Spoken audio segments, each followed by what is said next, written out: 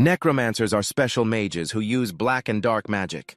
A long time ago, the Emperor of the Tanhen Empire sent 500 soldiers to wage war. In response, Kaizen, the main headquarters, only needed to send 10 necromancers to fight that mighty army with just 10 necromancers. But those 500 soldiers were quickly turned into corpses, and the Tanhen Empire was left with nothing. The rotting corpse of the former emperor suffered a tragic end. It was placed on the empire's own throne, and that's how the necromancers seized power in the new era and conquered half the continent. But another power also threatened their rule. The priests who ruled the other half of the continent were the only villains in the eyes of the necromancers who used divinity to serve the goddess of the hearth. The continent was maintaining a fragile peace between the two opposing forces, but none of that mattered in a place called Les Hill, a small town unknown even to its neighboring villages. And the main character, Simon Florentina, is the heir to this fiefdom. And of course his background was anything but simple. His father was a necromancer while his mother was a priest. Even Simon couldn't understand how his parents could have ever met. He thought he would live a peaceful life here. But he suddenly received a letter from a seemingly harmless lowly who was actually Nephthys Arctoid, the main culprit in turning the Tanhen Emperor's corpse into a puppet. She was also the corpse witch who had lived for over 300 years.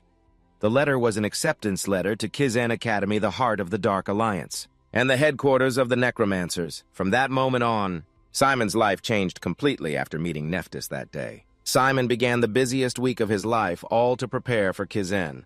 His parents said school life would be very interesting and that he would have fun there. But Simon's sudden admission made them worried. For 3 days that week, Simon didn't sleep at all while creating a core with his father's magic.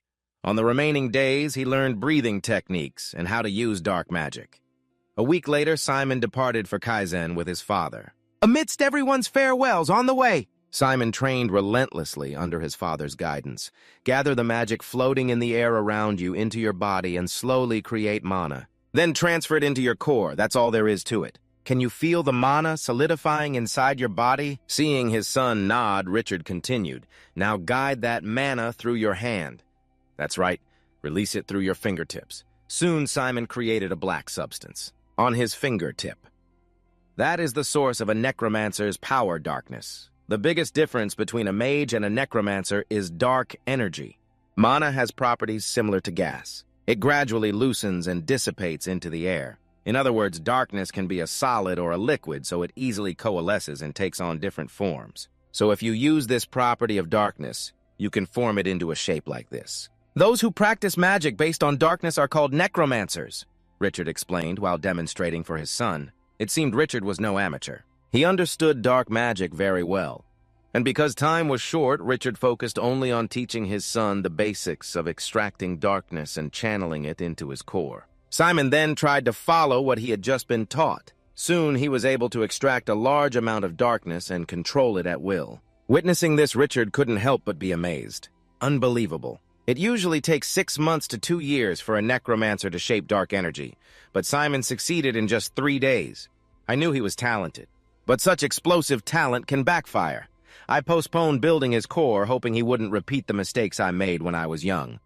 But now is the time for his talent to shine. From the look in Richard's eyes, you could see how proud he was of his son. But he was also a little worried about the times ahead.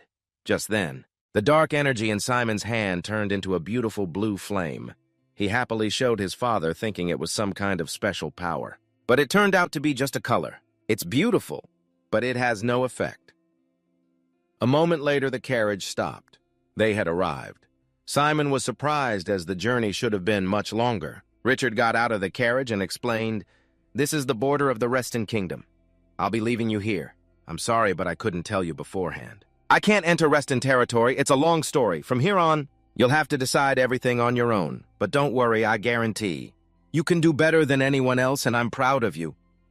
Though reluctant, Simon understood it was time to leave his parents' embrace and live his own life. After bidding his father farewell, he continued his journey to Kizan Academy. A week later, in the Preston Kingdom, Simon arrived at the capital, London. It was a huge city, with countless people and dark creations on the streets. According to the instructions, Simon had to go to 239 Camo Road to meet his guide, but since it was his first time in the city, Simon had no idea where to go. With no other choice, he asked a nearby woman for directions. But her face scared Simon to death. Although such things were normal with dark magic, Simon was still trembling with fear. After her detailed instructions, he felt a bit more at ease and bowed his thanks before leaving. As Simon walked away, a bald man approached the woman. It looked like he was plotting something. Following the directions, Simon was struggling to find his guide. Just then, the bald man from before approached and said, "Hey, kid, are you looking for 239 Camo Road? Or to be precise, cell 16AG, right?" Simon replied, "Oh, yes, that's right." "You must be the guide sent by Howell." The bald man immediately played along. "Yes, that's right. I'm the guide sent by Howell. You were late, so I figured you were lost and came to find you." After introductions, he said his name was Jolie and led Simon away. "Follow me, I'll take you to your lodging. I'm glad I found you before you ran into any trouble. There are a lot of scammers here who try to trick gullible travelers, you know. Pickpockets, merchants who rip you off, that kind of thing." Simon saw through it all, but didn't expose him yet. He followed the bald man into an alley and suddenly asked, "So are you planning to scam me too?" The bald man acted flustered. "Ha ha ha, I don't know what you mean." But Simon cut him off. "You tend to look at the ground and you keep touching your vest pocket. You're checking to see if your thing is still there, aren't you? Judging by the width of the pocket and the wrinkles, you have a knife in there," the bald man tried to explain. "Don't get me wrong, it's just for self-defense." But he had no idea that Howl was just the name of a species of goat in Les Hill. Seeing his plan exposed, the bald man trembled with rage. He pulled out his knife and yelled, "So you knew and you still followed me? Who the hell are you?" "Damn it, I don't care who you are. You'll be begging us for mercy soon enough." Just then, a group of men suddenly appeared surrounding Simon. It seemed the bald man never intended to act alone. He pointed his knife at Simon and shouted a threat. "Now put everything you have on the ground. Your clothes, your bag, everything." When Simon didn't comply, one of them rushed forward with a knife. "Hey, country boy, I don't think you get the situation.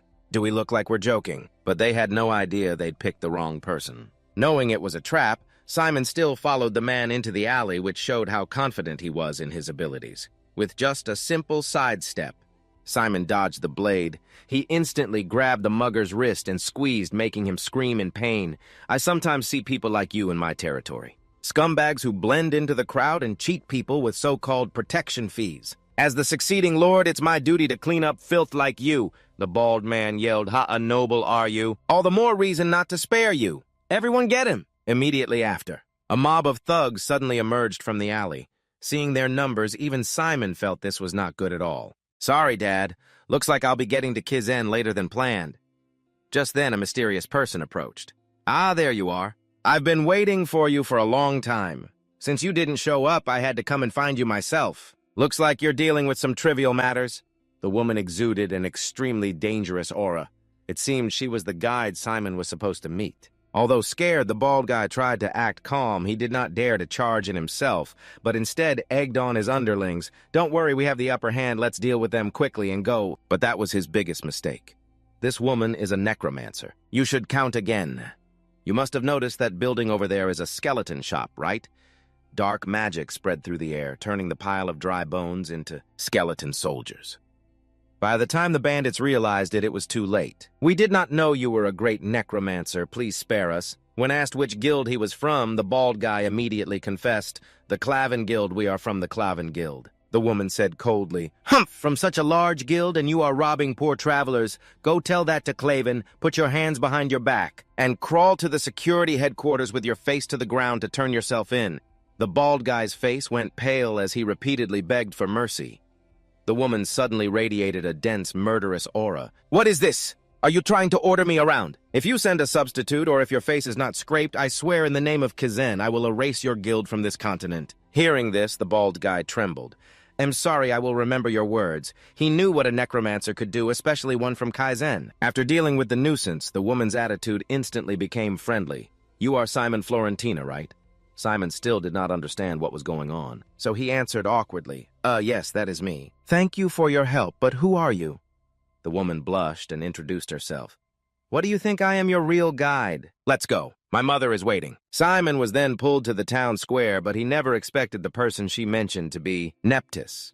Looking at them, you would never guess they were mother and daughter. To avoid a scolding, Neptis changed the subject. "Simon, you must be tired from the long trip. I hope you learned something from Richard Simon, then manifested his blue darkness." This rather surprised Neptis and her daughter Lauren. It had been a long time since they had seen anything like it. but looking at the darkness, it did not seem very stable yet. That is something that will improve during his time at the academy. Nephthys then winked at her daughter. I will leave the new student in your hands. I have faith in you. After all, Lauren was quite used to this sort of thing. So she readily accepted, and with that, Nephthys ran off to get ice cream again, leaving everything to her daughter. Lauren then introduced herself. My name is Lauren. I am a student at Kaizen, just like you. Shall we get going then? Let's go shopping for the new semester. First, Simon was taken to a bookstore and handed a pile of books as heavy as a mountain. A bewildered Simon asked Lauren, I don't have to learn all this in my first year, do I? Lauren smiled while grabbing another book. Of course not. This is Kaizen. You have to master all of it in the first semester. Now stop your whining. Here, take this book on toxicology. The last one is Dark Energy Studies. I will go get it. You wait here. And so Simon was left alone with a giant pile of books. Looking at the others his age, he felt even more excited for his upcoming school life. After all, he had been studying by himself since he was a child. Just then, an unfamiliar girl suddenly rushed toward him. Simon instinctively dodged, causing her to crash into the bookshelf. Fortunately, Simon managed to shield the pile of books with his body, preventing the stack from falling on the girl. It was like a scene from a novel where the hero saves the damsel. Are you okay? I'm sorry I was distracted and got in your way. Could you help me put the books back? We are going to be in trouble. By now, the girl was completely captivated by Simon's good looks. She stared at him, without blinking, already imagining a house and children. When she found out Simon was also a new student at Kaizen, she happily introduced herself. I am a new student too. My name is Cindy Vivace, and you are seeing her.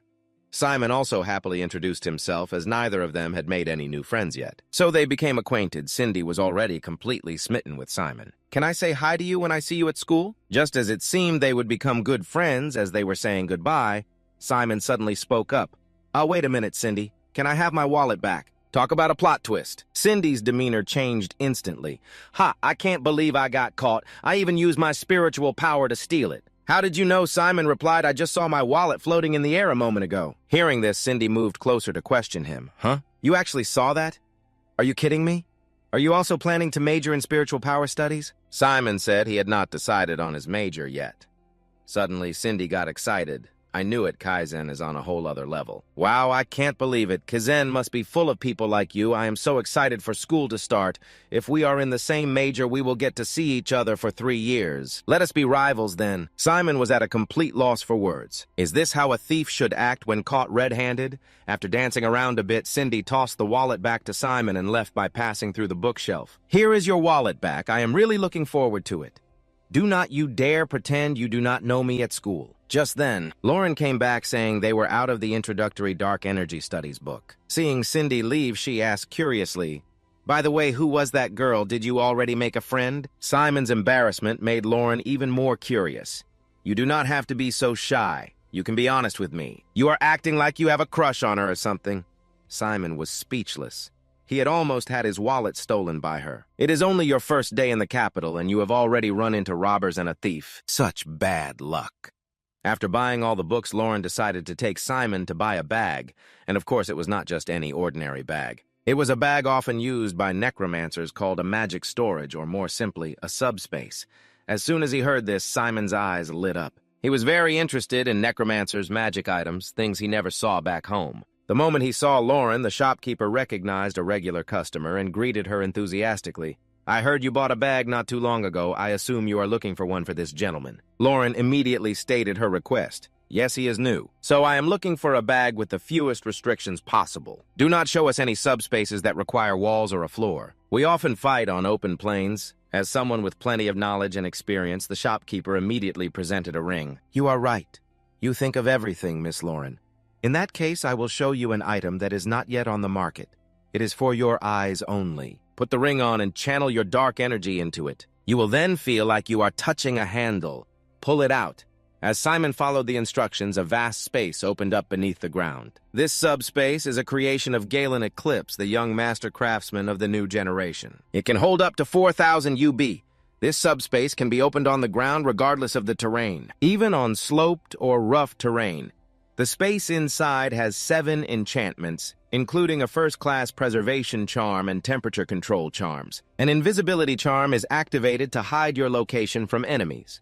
And of course, it also has an ejection feature. This item is absolutely incredible. But Simon was quite worried about the price he would have to pay at this shop. When he heard the price of 5,000 gold from the shopkeeper, Simon froze. That tiny item was worth Les Hill's entire annual budget. But Lauren did not hesitate and confirmed the purchase instantly. Seeing Simon's worried expression, she explained, "Do not worry, this is my mother's money, not mine. I do not know the details, but my mother owes your parents a great deal. Think of this as her repaying that debt, so please do not refuse." Although Simon felt awkward, he was persuaded by Lauren. He decided to study hard at the academy to repay Nephthys. After buying all the necessary supplies, Lauren took Simon on a tour of the capital that evening. Over dinner, Lauren mentioned a few things he should be aware of. You should know 30% of the students at Kaizen are commoners. So do not think about using your status to push people around. Kaizen is based purely on merit. Tomorrow is your first day. Any questions? Simon remembered his conversation with Cindy and asked about the majors. Lauren was happy to explain. Majors, you ask? That is an interesting question. You'll take 9 subjects in your first semester of freshman year, 7 core subjects, and 2 electives from the second semester. You can sign up for the electives you want, and by your second year, you have to choose a major. It means you have to quickly figure out what you're good at. I recommend you decide on your core subjects first and then just focus on those. When there is group homework, students with clear strengths become more popular. Simon had already started to imagine what life at the academy would be like. When asked if he had thought about a major yet, he replied, "Well, I think I'm a little interested in spiritualism. What you showed me this morning was pretty impressive."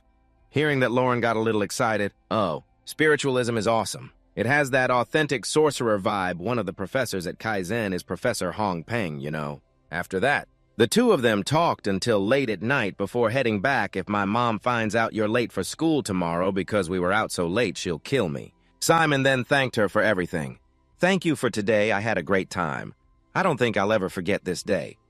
Lauren also felt very happy about today. Before going home, she told Simon a shocking secret. "Actually, Simon, there's something I have to tell you. You know, I didn't mean to trick you, but I didn't tell you at the right time. I'm also a new student. Let's be friends at school, okay? I'm really leaving now, bye." Simon's jaw dropped in shock.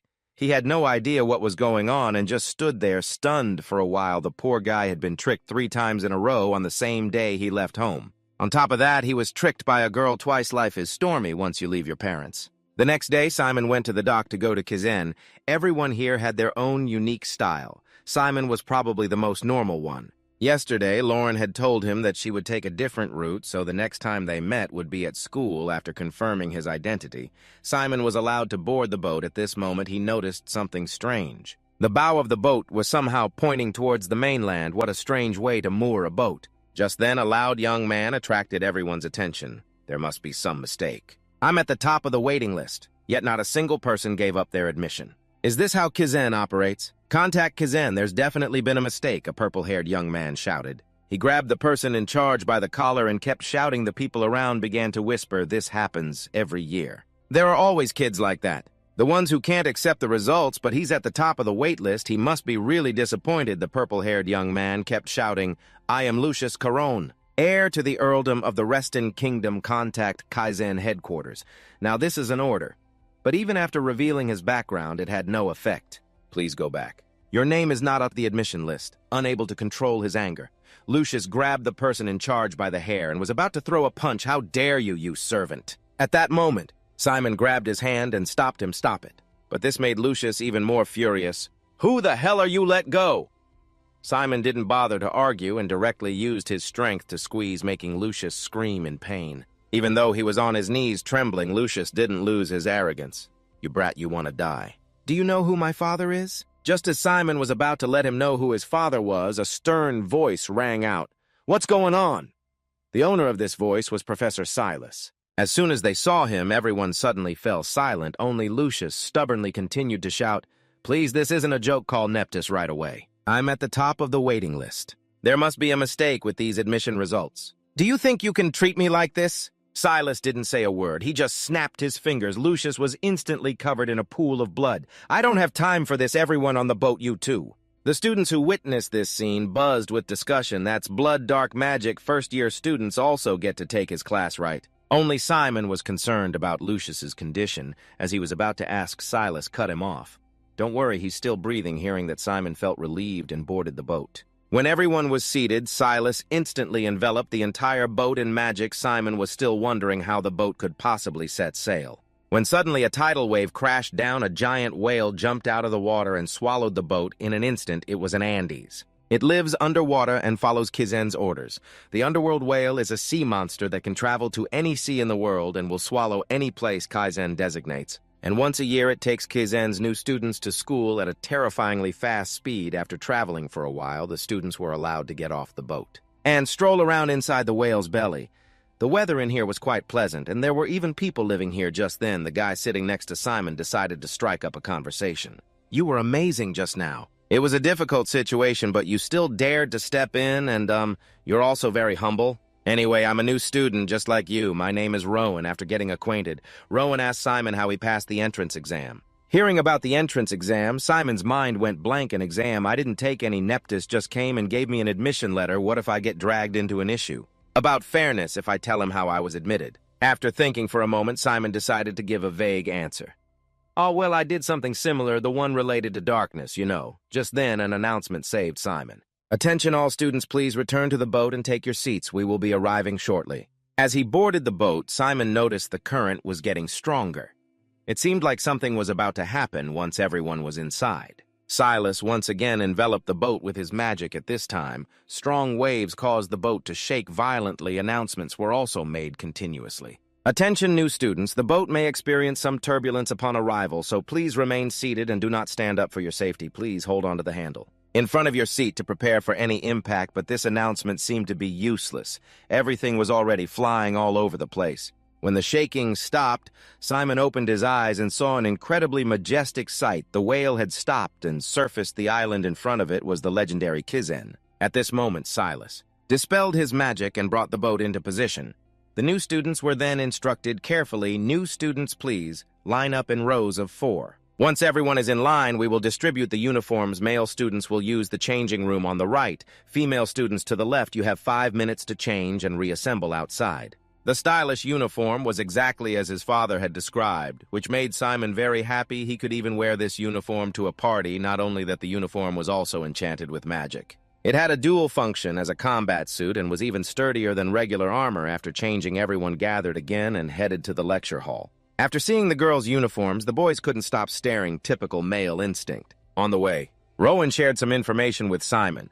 Kizen has 1,000 students in the first year, but that number is cut down to 300 in the second year. By the third year, there probably aren't even 150 left. This level of competition is really fierce. Simon's head was spinning after hearing that he had only been exposed to dark magic for a few days. He didn't know if he could make it. Rowan then introduced a few outstanding individuals to keep an eye on Senegal, the rightful heir of the Ivory Tower. And the famous rising stars are also here. That's Darkwyn Caradon, and under him is Jay Sanders. The one drawing attention with his huge build is Sathameyer, the half-giant, and the top student of the first year this year is Lauren, AKB 48. Everyone thinks she got special treatment because she's Neptys' only daughter, but I heard she took the entrance exam and passed with a decent score. She didn't get the top score on the exam, but everyone already knows. She's the best student in the class. Just then the hall lights dimmed and a voice spoke out, "Everyone, your attention, please. We will now begin the welcoming ceremony for new students. Congratulations on passing the entrance exam as a proud member of Kizen, and finally we expect the very best from all of you. Furthermore, please remember not to enter the forest next. We will introduce the professors who will be in charge of teaching the first year." Then the professors started to come out and were welcomed by all the students, but Simon only noticed that Neptys was not among them. Rowan then explained that such a brilliant headmaster would not come to a welcome ceremony for mere freshmen like this. It would be an honor to meet her even in the 3rd grade, but in Simon's impression, that was not right at all. Next on the agenda is the oath of the student representatives. The top male and female students will step up to the podium and take the oath. The first one is special admission student number 2, Seni Endok, and special admission student number 1, Simon Palentia.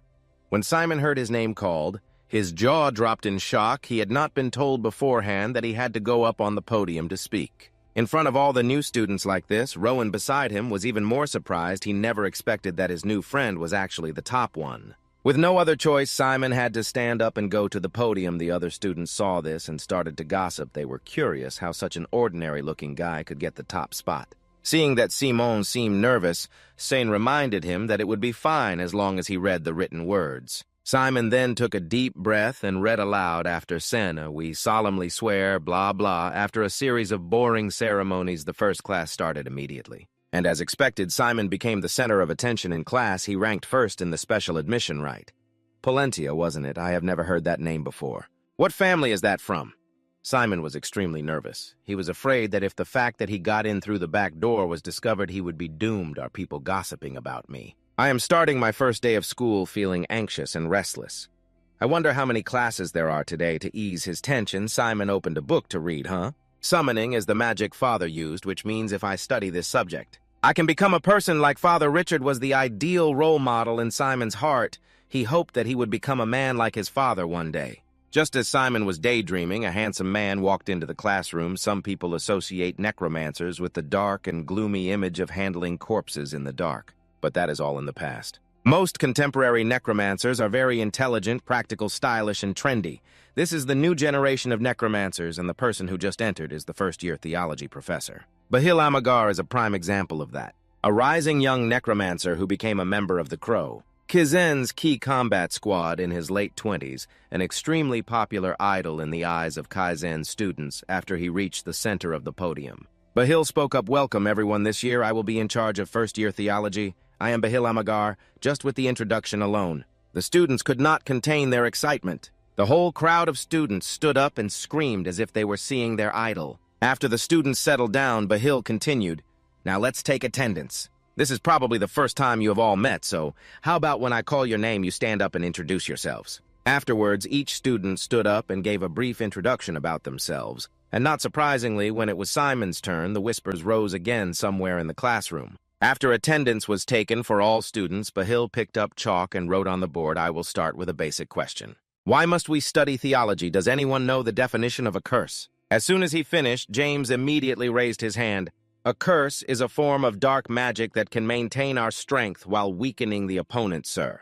Bahil was very pleased with this answer. "Very good, James, but some students might not be able to picture it if we simply say weakening the opponent, so let me give you an example. If there are two knights with the same skill level, they begin to duel and fight with all their might, they tire each other out and just wait for the other to make a mistake. They have exchanged about 20 blows, but the opponent has not surrendered at that moment. One of the knights shouts and glares at the other with a menacing look. The killing intent makes the opponent's face turn pale, and finally the sword cuts across his shoulder. He starts bleeding and his movements become shaky. The knight begins to seize the chance to win. He pressures his opponent, attacking his legs to stop him from moving, throwing sand in his eyes and using the scabbard to hit his helmet to distract him. The fight becomes intense. And finally, the knight beheads his opponent, his head falling to the ground. With the verbal description and illustrations, all the students were engrossed in the example and concentrating hard. After giving the example, Bahil looked towards the students and asked, "Do you understand? Even the most primitive and barbaric armed conflict is just a series of actions to weaken the opponent and achieve victory step by step.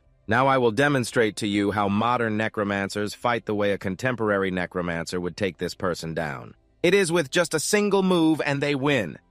After hearing that, all the students exclaimed in amazement. According to him, necromancers are so terrifying and cool. Bahil then continued his lecture.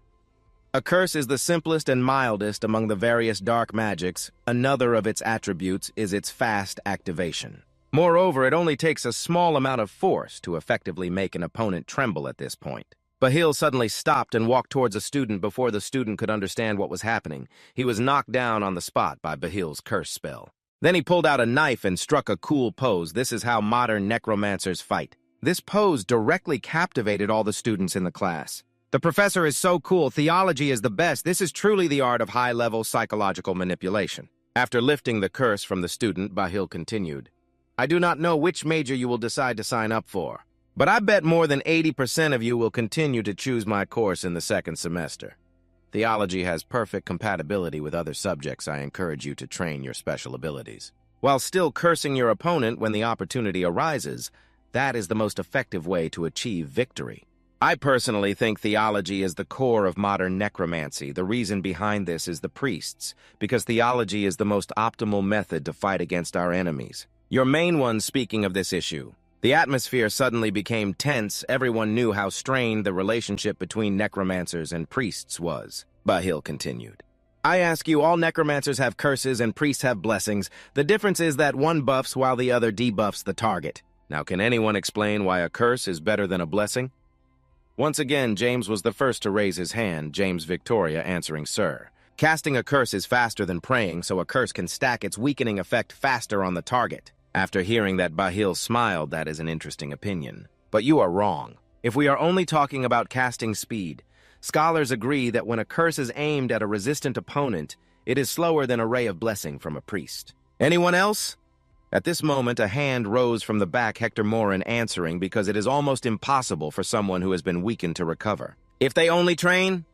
This answer made Bahil very satisfied, and he decided to remember this student's name. Hector is right. That is because curses do not lose their effectiveness when people train. We all train ourselves under normal conditions. Our skills depend on whether we can perform well or not. When all environmental factors are under our control, however, humans are more sensitive creatures than we think they can break down from the slightest changes. In other words, you do not need to cut off the entire arm of an archer aiming at you to win. You can obstruct his vision with conjunctivitis, make him vomit, mess up his sense of distance, or divert his attention with another object. With these methods, you can avoid the arrow aimed at you. Necromancers have many ways to disrupt an enemy's state. Just think about it when you are tired or have a stomachache. Not many people can fight back against curses, right? You can only run away. So remember, we must find ways to weaken the opponent instead of strengthening ourselves. Now we will learn how to cast curses on our own. Immediately after, some teaching assistants brought out the cursing tools. To each student, Simon looked extremely bewildered upon seeing these things. He did not expect to be learning magic from the very first session. You don't know a damn thing. Bahil's words seemed to mock Simon. It is a bit embarrassing for a Kaizen student to use an adjustment device, but since this is our first class, it is unavoidable. It can be used to solve the problem, but you should not depend on it too much. Remember to be careful. Simon did not even know what the thing in front of him was. Then how can I even use it? He's on the verge of tears now. At this time, Bahin began the practical exercise. We will now practice the exhaustion curse. Grasp the handle of the regulator and channel dark energy into the key mold to form a circle. A successful magic circle depends on how perfectly you create the ancient script. Simply put, the ancient script is a set of characters containing magical power using dark power to draw. The ancient script can enhance the current magical effect. Once you've completed the magic circle, raise it into the air. Simon focused and followed the instructions, and he succeeded on his first try. As he was celebrating, he suddenly realized something was wrong. The other students' magic circles were beautiful and perfect, while his was distorted and ugly and eyesore. As expected, that failed creation didn't last long and collapsed immediately. And once again, Simon was mocked by the professor. I see some students' magic circles have fallen. That happens when you haven't refined your dark energy enough or when your connection to the magic circle weakens. Try again. As for those of you who can maintain the magic circle in the air, we will proceed to the main part. With your regulators, aim at the plant on your desk and cast the curse. If there's a noticeable change in the plant, then the magic circle is effective. Soon, a few students succeeded on their very first try. Meanwhile, Simon couldn't even create a proper magic circle. Bahin then continued, I'm starting to see a difference in your skills. If you succeed, continue practicing to increase your speed in completing the circle. Once you're satisfied with your speed, practice creating it without the regulator. The number of students who successfully cast the curse gradually increased, and they began more advanced training. Meanwhile, Simon kept failing repeatedly at the first step. What's the problem? Why am I the only one failing? Am I doing something wrong? Suddenly, Simon recalled what Neptus and Lauren had said about his dark flame. That's right. If I'm still not proficient in using mana like Neptus and Lauren said, I should start with the basics. The professor said the error was insufficient refinement or a weak connection. So instead of channeling mana directly into the core, I'll try to gather as much as possible first. Then I'll transfer it all into the core at once. After a moment of concentration, Simon's dark flame flared up. The dark energy had become more stable. Now I just have to try again before the magic circle collapses. Finally, Simon's magic circle stabilized and was a success. Casting the weakening curse on the plant, his first success made Simon overjoyed. But at the back of the class, someone named Hector was glaring daggers at him. It seems he doesn't have a good impression of the person who placed first like Simon. Simon had just succeeded once when the professor signaled for it to end. Simon had just breathed a sigh of relief when Bahin looked at the list and spoke. For the remainder of the class, we will apply the magic we've learned. Today, in a practical application, I see we have the student who ranked first in the special selection in this class. Simon Florentia, please step forward. All eyes immediately turned to Simon. Because everyone was so focused earlier, they didn't know how miserably he had been failing. They were all curious to see how talented the top-ranked student would be. Baheen continued searching the list for another name. Let's see who would be a worthy opponent for our outstanding #1 student. I see there are also some students with very impressive entrance exam scores. Hector Mo, please come forward. Upon being called, Hector stepped forward without hesitation. He was extremely confident in his abilities, standing majestically with his arms crossed. I will explain the rules. The only curse you may use is exhaustion. Complete it and cast it on your opponent. The first person whose knee or butt touches the ground loses. The teaching assistant then gave regulators to both of them, but Hector suddenly raised his hand. Professor, I will complete it without using a regulator. Seeing this, Baheen smiled brightly. What an admirable attitude. He seems quite intelligent despite that rough, thuggish appearance. After I mentioned not using the regulator, he proposed another way to showcase his skills and impress me, and Hector has achieved his goal. When Simon was asked, he chose to use the regulator, which was to be expected. Just a moment ago, he had to clench his butt with all his might just to succeed. Trying to do it without one now would be certain failure. But this left a bad impression on Baheen. He gave Simon a contemptuous look before quickly changing his expression to a smile. All right, then you may begin on my signal. Good luck to you both. Ready, begin. Simon immediately grabbed the regulator and focused on channeling dark energy into the mold. Don't worry, just do it like you did before. You can do it, just a little more. But before Simon's magic circle was even halfway done, he was hit by his opponent's spell. Hector could create a fast and precise magic circle without needing a regulator. He was now basking in the praise of the other students. Simon, despite feeling tired, tried to focus on completing his magic circle. After struggling for a moment, he finally completed it. He made the magic circle float, but before he could do anything, its structure suddenly collapsed. Casting a spell now would be useless, so Simon had no choice but to start over. But before he could even start again, he was hit by several more exhaustion spells from Hector. Simon immediately felt the curse's power and almost fell to the ground. The other students witnessing this began to chatter. It's over. That's the 5th time already. Did he really rank first? I don't know. He can't even cast a single spell. Although Simon tried his best to stand, he only received his opponent's scorn. Give up. You look pathetic. Do you want to know how this will end? Hector had no intention of holding back and cast the exhaustion spell again. The pressure on Simon grew, becoming almost unbearable. Baheen was calmly observing the match. Hector is truly a rare gem. His talent is one thing, but this kid also has the mindset of a Kaizen student. He's going to become an outstanding student. He'll be outstanding by the time he's a 3rd year. On the other hand, this first-ranked student has no preparation or basic knowledge of dark magic, let alone practical experience. Why would Neptune give him the top spot? The top 4 students get an official invitation to join Kaizen without taking the notoriously difficult entrance exam. These people are supposed to be prodigies of the century. Especially the one who ranked first in the special selection personally chosen by Neptus, who is destined to become a leading figure in their field. But I just can't see his potential. If I had to point out one thing, it would be his endurance. A normal student his age would have collapsed after the 4th exhaustion spell. But he has endured 9 exhaustion spells so far. This kid is still persisting with his spell even though he can barely stand, so I guess his mental fortitude is very strong. But that's just what a combat magic professor would want, because they value physical and mental strength, which has nothing to do with my specialty. Just then, Simon managed to raise his magic circle and use the exhaustion spell on his opponent. Baheen was immediately surprised, not because Simon had succeeded under such difficult conditions, but because of the power of the curse. The one who felt it most clearly was Hector. He almost fell to his knees from just a single hit. Can the exhaustion spell be this powerful?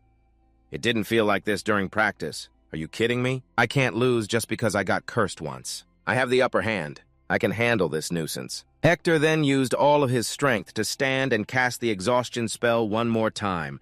This was Simon's limit. He couldn't take it and fell to his knees. The other students immediately cheered in admiration. Baheen announced the result. The match is over. The winner is Hector Mo. Both of you did very well. It was an interesting match.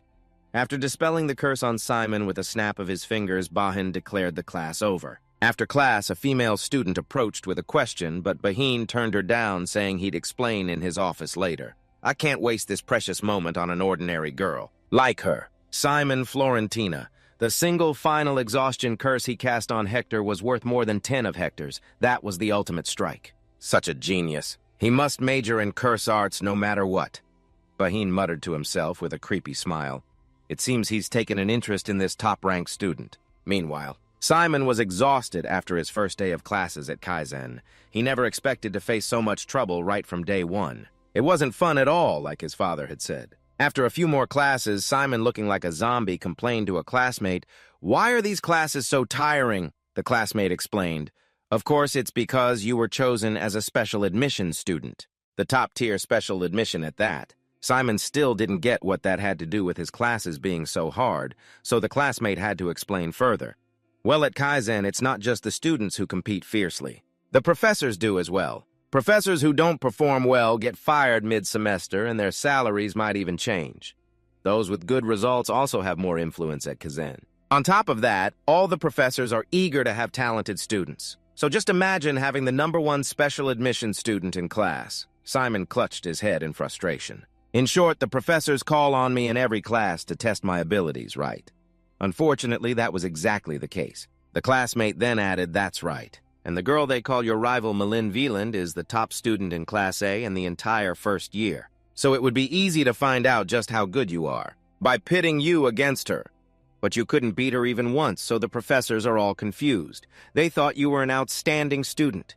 But it turns out you're just a beginner." Simon now understood the reason for everything. "I get it now. Oh, by the way, thanks for the explanation. But who are you?" For him to complain to someone without even knowing their name is just speechless. Hearing that, the classmate got angry and shouted, "How could you be so cold? We already introduced ourselves in Professor Baheen's class. I'm Dick Haywood from Class A." Simon could only give an awkward smile and apologize. He was so exhausted today he didn't have the energy to remember anything else. Just the enchanting practice in Professor Baheen's class had completely drained him, tired as he was. But Simon found the classes very interesting. He was eager to learn dark magic and become a necromancer like his father. Although he found this new friend a bit strange, Dick was kind enough to warn him, "By the way, Simon, there's a serious problem. Hector has started forming his own faction. He impressed a lot of kids in Professor Baheen's class, so it's no surprise they're gathering around him. Plus, he's the eldest son of a powerful family, so he's pretty famous." Simon didn't pay it much mind. He had come here only to study. Seeing this, Dick shouted in agitation, "Come on, you need to get with the program. Politics are also incredibly important here at Kaizen. Do you have any idea what will happen if the whole class falls under Hector's influence? Anyone who gets on his bad side will fail at this school. For starters, they won't be able to find partners for group assignments." Simon now understood the gravity of the situation, but he had a question first. "You seem pretty savvy about this political stuff, Dick. So why come to me and not Hector?" Dick explained shyly. "Well, that's because I'm just a commoner. I come from a family of merchants. And while everyone is treated fairly at Kaizen, there are still some noble kids who like to show off their family status. Of course, Simon wasn't one of them. Although he was also a noble, he was from the middle of nowhere, so it didn't really count for much." Dick then revealed his main reason for approaching Simon. "I have a proposal. Join my side, Simon. You might lack skills, or at least that's what everyone is saying. But the fact remains that you're the #1 special admission student. The kids from the prep class might do better for now, but eventually we'll all be equals. And Neptus must have had a reason for letting you pass the special admission. In other words, you have a hidden talent that even you aren't aware of. This guy really is a good judge of character. He's definitely betting on the right horse. But recruiting the male lead is just wishful thinking." Simon just chuckled, stood up, and held out his hand. "I don't really get this whole faction thing, but how about we be friends instead?" Dick cringed when he heard that. Hearing that word here at Kaizen feels really weird. This guy is so cheesy. How could he understand that for a main character, the power of friendship is on a completely different level? But Dick's intuition told him that being friends with Simon was the right choice, and so the two shook hands and became friends. After a short break, it was time for the next class to begin. Knowing it was summoning made Simon extremely excited. "Now I can summon creatures just like Dad." As Simon walked into the classroom, he was met with a barrage of sarcastic comments. "Oh, look, it's the #1 special admission student. The biggest joke in Kaizen's history. He's supposed to be better than Suna Saddle, and Lauren, what a joke. The ones saying this were just trying to suck up to Hector." Meanwhile, Hector stared intently at Simon as if he were prey. He wouldn't pass up any opportunity to bring Simon down. Seeing the tension, Dick encouraged him, "Don't pay them any mind, Simon. They're just a bunch of attention seekers." But Simon couldn't be bothered with such nonsense. His mind was completely focused on the summoning class. Just then, a shabbily dressed man shuffled into the lecture hall. The students started whispering, assuming he had wandered in by mistake. To them, Kizen's professors were all polite and elegant, but reality was different. This man was Aaron Dia, the first-year summoning professor. After introducing himself, Aaron immediately started the lecture. Summoning is the root of all necromancy and of history itself. Scholars may not admit it. But it's hard to deny that our origins lie with coffin makers, grave robbers, and perverts. If you have ears, I'm sure you've heard many stories about summoning being outdated. No future hard to learn, too many limitations, and so on. Almost every prejudice you've ever heard is true. The entire class was stunned. What on earth was this man saying? He didn't sound like a summoning professor at all. The mood in the classroom soured, but Aaron ignored it and continued. I'm sure all the other classes are trying to sell you on how great their major is and why you should choose it. Personally, I'm not a fan of that approach. I think I should tell you both the pros and cons so you can make an informed decision. So let's start with the disadvantages. It's very expensive, whatever you're estimating. It's several times more expensive than that. The material costs for summoning are higher than the tuition for all your other subjects combined, and materials are essential in summoning. We can't just kill people or animals for materials. So nowadays, we purchase and use skeletons or specially processed corpses to create the undead. Most of these off-the-shelf products can only be used once. Often we spend more on materials than we get from mission rewards, so if you plan to major in summoning, forget about making money. Second disadvantage, high dependency on creatures. It's obvious if you think about it, since summoning is all about fighting with your summons. When they're destroyed, a summoner's power drops by over 80%. This issue is directly related to the first disadvantage. For instance, summoners today often use modified semi-permanent undead instead of disposable ones. Imagine what happens when this kind of undead is destroyed. The summoner suffers both a strategic and financial blow from losing these creatures. Until they can recover from the damage, all they can do is watch their comrades strategize. Finally, the third and most important disadvantage, summoning is extremely weak against priests. To be precise, this makes it unsuitable for modern warfare. Modern warfare is phased warfare. Summoning is at its most effective during all-out full-scale wars. In such wars, summoners have an endless supply of materials for their undead. But since the armistice, modern warfare has become small-scale. These are typically localized conflicts. For battles where traceability is low, curses and sorcerers are more popular. And yes, summoning is very weak against priests. Just imagine one holy spell wiping out your entire army of the undead. Think of all the time and money it would take to rebuild it. There are many disadvantages, but the final decision is yours. Just then, a hand suddenly went up. Professor, I'm James Victoria. I'd also like to know about the advantages of summoning studies. Aaron's mood suddenly soured. I don't recall giving permission for questions. Aaron sighed in frustration and continued lecturing on the advantages, numbers, diverse tactical abilities, and support from summoned creatures. He gives such a detailed analysis of the disadvantages, but the advantages are so one-dimensional. Is this professor really teaching summoning? Aaron then said seriously, whether you want to take this course in the second semester is up to you, but remember one thing, don't even dream of stepping into this field. If you don't have enough courage, if you plan on crying, whining, or despairing, or if you want to ask my opinion on changing majors after your second year due to financial issues or whatnot, don't even think about pursuing this field with such a weak attitude, and if you think you want to major in summoning just because there's less competition, I will personally expel you, got it? And that was it before the class even began.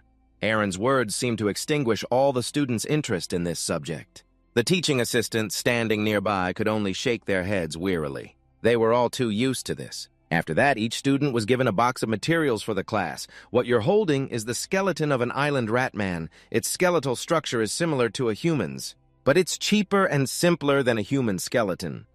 Most beginners in this subject start with the island rat man, and here are the bone structure and the corresponding numbers. After the brief introduction, the students began to touch the skeletons. Although they looked a bit creepy, they were thankfully completely clean. Aaron then guided the students step by step. Let's begin. Take out skull number 1. You'll see a part where you can place your hand. Underneath the skull and inside it is the magic circle adjustment device. Place your hand inside and create the magic circle. After the magic circle was cast before he could finish, the student screamed as the pile of skulls suddenly moved. Aaron laughed gleefully. Oh dear. I was about to tell you not to be startled because the undead would be activated. I guess I was a little late. While the other students were busy screaming, Simon easily controlled the skull with a single command to Deck, seeing that even he was amazed by this incredible maneuver. Simon just explained that he had encountered these things a lot, so he was experienced. Aaron slammed the table and said, "Get used to it. You're necromancers, aren't you?" After activating the magic circle, the process of creating the undead is almost complete. Of course, it can't move freely yet because it doesn't have a body. So now you have to build its body for it. Necromancers should be familiar with the skeletal structure of summoned creatures. The human body has a total of 206 bones, but the island Ratman only has 53. So it's much easier. First find cervical bone number 2 and connect it to the skull. The skeleton tends to return to its original shape, so assembly will be very simple if you do it correctly. Aaron then read out the steps in order.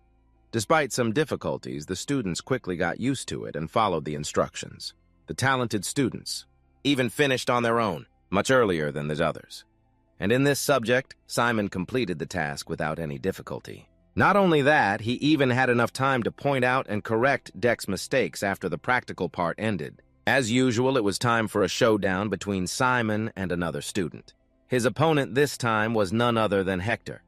Talk about a small world for rivals. Before they began, Aaron explained the rules for this match. "We have 10 minutes left. You two will assemble the skeleton and use it to retrieve this necklace. Whoever gets the necklace before time is up wins. You cannot retrieve the necklace yourselves or use dark magic. Anything else is allowed." "All right, get in position. Ready, begin." Simon and Hector immediately opened their material boxes and started assembling. Unlike last time, Simon was very confident he would win. But when he looked up at the board for the diagram, he discovered it had been taken down. It was clear they couldn't rely on any outside help. But Simon wasn't too worried. He just had to assemble the bones according to the numbers on them. But of course it wasn't that simple. There were no numbers on the bones at all. Aaron immediately explained, "Of course there aren't. The bones you just used were for the tutorial. The teaching assistant was in charge of numbering every single one. The skeletons sold on the market don't have numbers. Did I forget to mention that? A necromancer should be familiar with this kind of thing." After that, both of them began assembling the skeletons. Hector wasn't having any trouble at all. He slowly and precisely assembled each detail while Simon struggled, fumbling piece by piece, since this was his first time. So it was hard for him to remember the order of every detail. Aaron watched both students intently. The top-ranked special admission student had never assembled a skeleton before, and that big kid has already remembered the order and structure. He's relying on knowledge more than memory. What he learned in the prep class is helping him, but it's his intuition that's keeping him from making a critical error. So it's Hector. He's got a knack for this. As for that top-ranked kid, he's on the verge of collapsing. Did he never take a prep class? Hector seems to be the only talented one I see in this class. Before long, Hector's skeleton was already able to stand on its own. Now he just had to attach the 2 arms to finish. The other students gasped in amazement. Even though he was close to winning, Hector remained extremely careful with every action. "I'm going to win. When I have the chance, I will crush you like this. You'll never get another chance to compete with me. I have to make him the laughingstock of the class. I'll trample on the confidence that comes with his #1 rank and watch him fall." After finishing the final steps, Hector's rat successfully grabbed the necklace with 5 minutes to spare. If Hector keeps the necklace in his skeleton's possession, he'll win. Simon's hands trembled as he tried to finish as quickly as possible. I was too confident. Hector took prep classes, but this is the first time I've ever assembled a skeleton. My chances of winning are slim. Instead of trying to recall what I learned in class, I should just forget it. That's right. I'll just go with my gut. I'll just assemble it my own way. Seeing that Simon wasn't following what they had just been taught, the other students began to whisper. What is he doing? He's already wrong from the first step. Has he given up? No talent or courage. How did someone like him get first place? Ignoring the murmurs, Simon focused on his assembly. The professor said to use the skeleton to get the necklace, but he never said it had to be a perfect one. I don't have time for this. Forget the complex structure. The simpler, the better. Use bone number 20 as the foreleg. Can't skip number 27. Because this is a crucial part. I'll skip 28, use 29, and then 31. Just like that, the skeleton was gradually completed with omitted parts. Seeing this, Aaron's eyes widened in shock. Impossible. How did that kid do it? This is the skeleton of a gray rat. The gray rat is the pre-evolutionary form of the island rat man. He used a different assembly method to create that structure. Of course, it's not a perfect match, but it's still an undead. It doesn't have to be identical. As long as it can move, it's fine. How can a student who never took a prep class do this? Did he figure it out on his own without relying on knowledge? After some trial and error, Simon finally completed the skeleton based on his instincts. The other students sensed his determination and began to cheer for him with all their might. The top students were even more astonished after seeing what Simon did, and the most bitter person was Hector. Something is strange. I'm the only one who made a perfect skeleton. I did it in a short amount of time without looking at the diagram. I, Hector Moe, should be the center of attention. But why has everyone stopped cheering for me? Just then, Simon gave an order to the skeleton he had just assembled. Charge and get the necklace! But because it was missing a few pieces, his skeleton shattered upon impact. Hector saw this and was thrilled, thinking he had won. He thought he had won back all the glory and admiration from his classmates, but a main character's plot armor is never that simple. In an instant, Simon controlled the arm flying through the air to snatch the necklace successfully. Hector couldn't accept the result, so he loudly questioned the professor. This is unfair, Professor Aaron. This is absurd. You said we had to use the skeleton to get the necklace. This is just a single bone, not a skeleton. At that moment, Simon spoke up. A skeleton, you say? I don't think so. Before Hector's astonished eyes, Simon just waved his hand and his skeleton reassembled itself good as new with the necklace held in its mouth. How about now? I guess it's fair now, right? Hector was boiling with rage, but couldn't do a damn thing. Aaron then intervened, saying, that's enough, the winner is Simon Florentina. Hearing the result, Simon couldn't contain his joy. He held the skeleton up to the sky. Finally, he had won for once, and was no longer the laughingstock of the class. This was truly a sweet victory. In the professor's lounge, the first-year professors were sipping tea. While discussing this year's new students, everyone had already targeted a few genius students to pull to their side. After a while, the topic shifted to Simon, the #1 special admission student, as everyone was curious about how Simon performed. So they asked Baheen, who taught Class A today. Baheen replied, he lost to another student in my class. I'm not sure if he has great talent or not. Not yet, anyway. Hearing this, the other professors asked again, that's unexpected. But he's still #1. Is there really nothing special about him?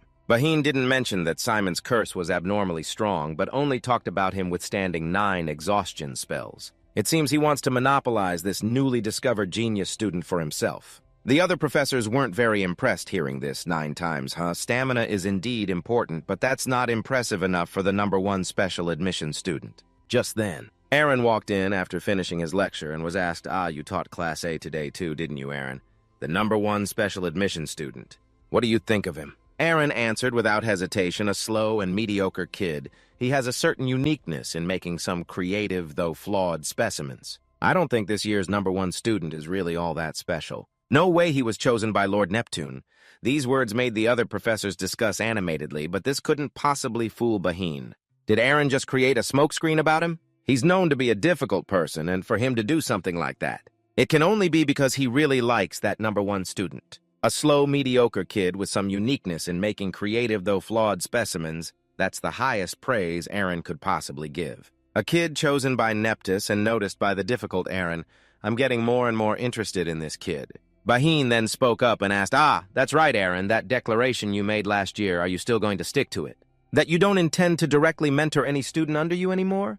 Baheen said with a sly smile, depending on Aaron's answer. So he could confirm his suspicions. Just as Aaron was about to answer, Neptus suddenly burst in, interrupting, hello, everyone. Acting so childish, who would think this is a 300-year-old necromancer? The professors immediately bowed upon seeing Neptus. Baheen, however, took an ice cream bar from his pocket and offered it to Neptus, though his mouth refused. Neptus's arm was very honest. He happily took the ice cream bar. Ice cream really is the ultimate weapon for winning over children. Neptus then ate his ice cream while asking the professors about the new students on their first day. The professors vied with each other to praise the students they favored. They couldn't wait for the time they could mentor each of them individually. Seeing this, Neptus was very pleased. Good, very good. Report any problems you have anyway. Today is the first day, so go home early and get some rest. Just then, Aaron suddenly spoke up. Neptus, I would like to discuss a private matter with you. The other professors were extremely curious about what could make Aaron so serious. As for Neptus, he accepted this sudden request without hesitation. Before leaving, Baheen gave a meaningful smile. He's always so direct. But Lord Neptus won't let you get what you want so easily, Aaron. Meanwhile, Simon and Dick were having a headache registering for a dorm room because they were late. There were no more 2-person rooms available. The worst-case scenario was that they would have to stay in separate rooms, but because they wanted to be together, they decided to check the other floors for any vacancies. Just then, 3 students, busy talking, bumped hard into the dorm manager. Not only did they not apologize, they also shouted, "Damn, what the hell? I told you to move. A mere staff member like you getting in our way. It's crushed at the corner because of you. What are you going to do about it, huh?" The manager didn't dare talk back and kept bowing to apologize, but that still didn't satisfy the insolent student. "Sorry, my ass, what are you doing just standing there? Move this right now!" Just then Simon stepped in. "Can't you see I'm talking to her?" Dick beside him also popped his head out and added, Yeah, we were here first. Don't just cut in like that. Besides, it's obvious you intentionally ran into her hearing this." The student angrily shouted, "What's your problem? You guys are commoners, aren't you? Who do you think you are, suddenly?" One of them recognized Simon and stopped the others. Hey, wait, it's him, the #1 special admission student." The guy who read the declaration as the student representative in the auditorium after realizing Simon's identity. The 3 of them immediately bailed. Be more careful next time.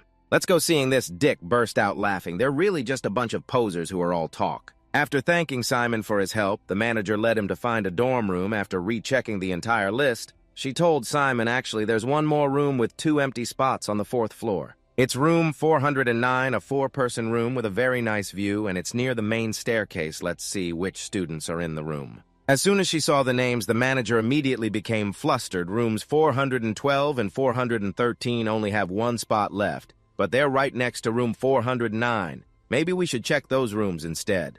But Simon wanted to room with Dick, so he asked about room 409 again. With no other choice, the manager had to explain her strange reaction. There's already a student in there. His name is Kazan Evan, and he was here last year too." Hearing this, Simon asked again last year, but this is the freshman dorm, the manager continued. "Kazan failed to advance to the 2nd year. I heard he has some issues, so he had to start over from the beginning. I'm just a caretaker for this dorm. So I don't know the details, but I heard that many of his roommates had to request a room change. They had bruises on their faces, and Kazan also gets into a lot of trouble." "That's what I heard. Kazan usually expels problem students. It's strange that he's an exception." After hearing this, Dick got a bit scared and advised Simon to find another room. But Simon decided to go in, say hello, and figure things out later. Ignoring Dick's advice, as soon as they opened the door, they both immediately felt a gloomy atmosphere. The room was pitch black with no light, and someone was covered with a blanket on the bed. "Hello, excuse me, sorry to bother you while you're sleeping. We'd like to stay in this room with you. Would that be all right?" As soon as the words were out, Kazan woke up immediately. He stared straight at Simon with bloodshot eyes. "New students, I see, so today is the day they announce the application results, huh? Time really flies. You don't have to be so polite. I'm a freshman too, after all." Seeing Kazan's scarred body, Dick was so scared he almost peed his pants. He hid behind Simon, trembling. Just as Simon was about to speak, Kazan cut him off. "I don't know how long you two will last in this academy, but remember these 2 things. First, don't stick your nose into my business. Second, don't make a ruckus before I go to sleep. Once I'm asleep, you can sing, dance, or do whatever you want." After hearing this, Simon asked, "So you're letting us stay?" Kazan didn't care and went back to sleep under his blanket. It doesn't really matter, does it? If it wasn't you two, someone else would come anyway, since this is the only vacant room. After getting approval, Simon and Dick went outside to inform the manager they would be staying in that room, seeing that Simon seemed sure about this decision. The manager could only give a little advice. "All right then. If you have any problems, don't hesitate to let me know. I'll immediately report it to the administration for them to handle after filling out the nameplate for the room." Simon and Dick moved their things to the new room together. Dick was still uneasy and asked again, "Do you really think he won't wake up?" Simon replied, "I'm not sure, but he did say we can do whatever we want once he's asleep." To test it out, Dick suddenly dropped the pile of books in his hand, making a loud noise, but Kazan didn't react at all. Only then did Dick feel somewhat relieved. So he was telling the truth. "I don't think he's a bad person. As long as we follow his rules, we'll be fine. Anyway, now that we have a room, let's drop our things off and go take a bath. I saw a bathroom on the 2nd floor when we were coming up. Let's go check it out." Hearing about the bathroom, Simon became unusually excited. After trying it, he was extremely satisfied, but his actions, like a country bumpkin, attracted a lot of attention. According to Dick, Simon was already the center of gossip for placing first in the exam, and now he was also being called a country bumpkin and an old pretender. While talking, the two discussed how only 300 students would be able to continue to the 2nd year. It all depended on the scores they achieved. Simon then heard about the concept of student protection for the first time. Seeing Simon's confusion, Dick explained it's for when they can't properly evaluate or grade a student yet. At such a time, the professors can't speak privately with these students, and they can't arbitrarily expel those students either. They're also not allowed to harm the students. If I remember correctly, there are many other forbidden things, but I can't recall them all. Hearing this, Simon panicked a little. So they're turning a blind eye to everything I did today. Luckily, thanks to student protection, Simon wasn't expelled for his crappy knowledge. Dick continued to explain that after that period, expelling students is common. Expulsion for not showing enough talent, for not showing any promise of a successful future. Violating rules, submitting low-quality assignments, you name it. But if you can hold on until the end of the first year, then you can get a job almost anywhere. If you can survive this intense competition and officially graduate, you'll become a pioneer. In an era where every continent is developing, I think you can become anything except a member of the nobility. In fact, a small kingdom might even offer you their princess in marriage if you graduate from Kaizen. The title of a Kaizen necromancer is that valuable. From that, you can see just how terrifyingly immense the power of a headmaster like Neptys is. When asked if his purpose for coming here was to become a noble, Dick answered with a firm no. Although it would bring certain benefits, that's not my goal. My goal is money, lots and lots of it. So from now on, I'm going to be very busy. Just then, a box suddenly flew out from the dark hole on the floor and into Simon's hand. Dick was scared stiff seeing it, but it was just a subspace. And this is a rat-shaped skeleton creation kit. I haven't taken many classes on this yet, so I brought one here to practice and get more familiar with it. I just don't want to forget everything I just experienced. Seeing this, a curious Dick moved closer. Are you going to follow the correct sequence this time? The answer was, of course, no. Simon would follow his own intuition and feelings. After a while of assembling, Simon completed the skeleton. Dick immediately recognized it was similar to the one Simon built in class, but it could be improved further. It took me longer, but it's still flawed and one leg is loose. But the creativity alone was enough to leave Dick dumbfounded. He was completely astonished. However, Simon still wasn't satisfied with it. He placed his hand on the skeleton and apologized to it, then forcefully smashed it into small pieces. Dick panicked. What's going on? What's wrong? But you did such a good job. Simon closed his eyes, concentrating on recalling what Aaron taught in class. Skeletons created through summoning magic often retain some characteristics of their former bodies. The official term for this is regenerative force, also known as gravitational pull. Simon then focused on sensing every scattered fragment. Everything appeared in his mind. As long as Simon could remember their positions, reconstructing the original form with a single command wouldn't be hard. The skeleton instantly returned to its original form as if it had never been destroyed. Dick stared at it and exclaimed, "Wow, it's still amazing to see it regenerate like this. How were you able to do that, especially when you didn't even prepare for it?" But being too sleepy, Dick decided to go to bed first, while Simon continued to practice a bit longer. Their first class tomorrow was Dark Power Studies. Alone now, Simon decided to follow the book. This time I'll follow the diagram. I have to connect it like this so the knee joint can rotate. These are the bones of a rat folk. If I arrange them differently, can it still move normally? Simon muttered to himself like a madman as he experimented. The experience he gained, he carefully noted it down in his notebook. The assembly formulas are standards established by necromancers long ago so to reach this stage. They must have experimented and failed countless times just like I am now. Every exercise has its own reason and meaning.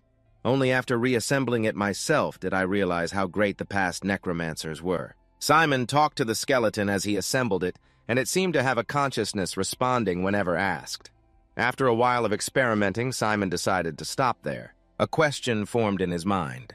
The skeletons his father used to help people in the fief, and the skeletons Lauren used to control the gangs. What do I lack compared to them? Simon would find the answer soon enough. The next day, Class A's Dark Power Studies professor Eric Ora was lecturing. Dark energy is the foundation of a necromancer, so I cannot overstate the importance of dark power studies. So how does dark energy create magic? To answer this question, we must understand the flow of dark energy, ancient runes, and the mechanics of magic circles. The origin of runes comes from the eternal torch of the Black Temple. At first, no one wondered why the torch there never went out. Why? Because people at the time considered doubting God to be blasphemy. One day, they realized the ash from the torch looked like letters.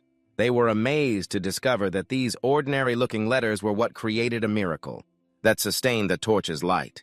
That is the story behind the origin of runes. This was all new knowledge, so it was fascinating for an eager learner like Simon. But for Dick, the class was so boring he fell asleep. Professor Eric then wrote on the board to illustrate his lecture on the mages and necromancers, who discovered runes, made countless attempts to create the modern, understandable runic language we have today. This is the runic language after those improvements. And these two magic circles are examples of using the improved runic language. The magic circle you see here cannot be activated. The difference between it and the activatable magic circle on the right is how the runes are applied to the magic. Therefore, with adjustment tools and the knowledge you've learned, you can use dark energy more freely. That concludes today's lecture. I have an assignment for you due next class. Using the unactivatable magic circle we used as an example, present how you would modify it. Include the calculations and formulas you use to make it work. Oh, and 3 students I call on next class will have to present their work. See you next class. As soon as class ended, Dick complained, "Oh my God, Dark Power Studies is so hard. It feels just like studying algebra with my dad. Why can't I remember any of these formulas? I don't even get why we need to know those rules." Simon then spoke up.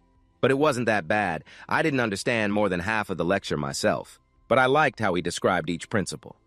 The two then bantered as they headed to their next class, Combat Magic, while the whole class wondered where the professor was. The ground suddenly began to shake. A huge cloud of dust appeared in the distance, heading towards them.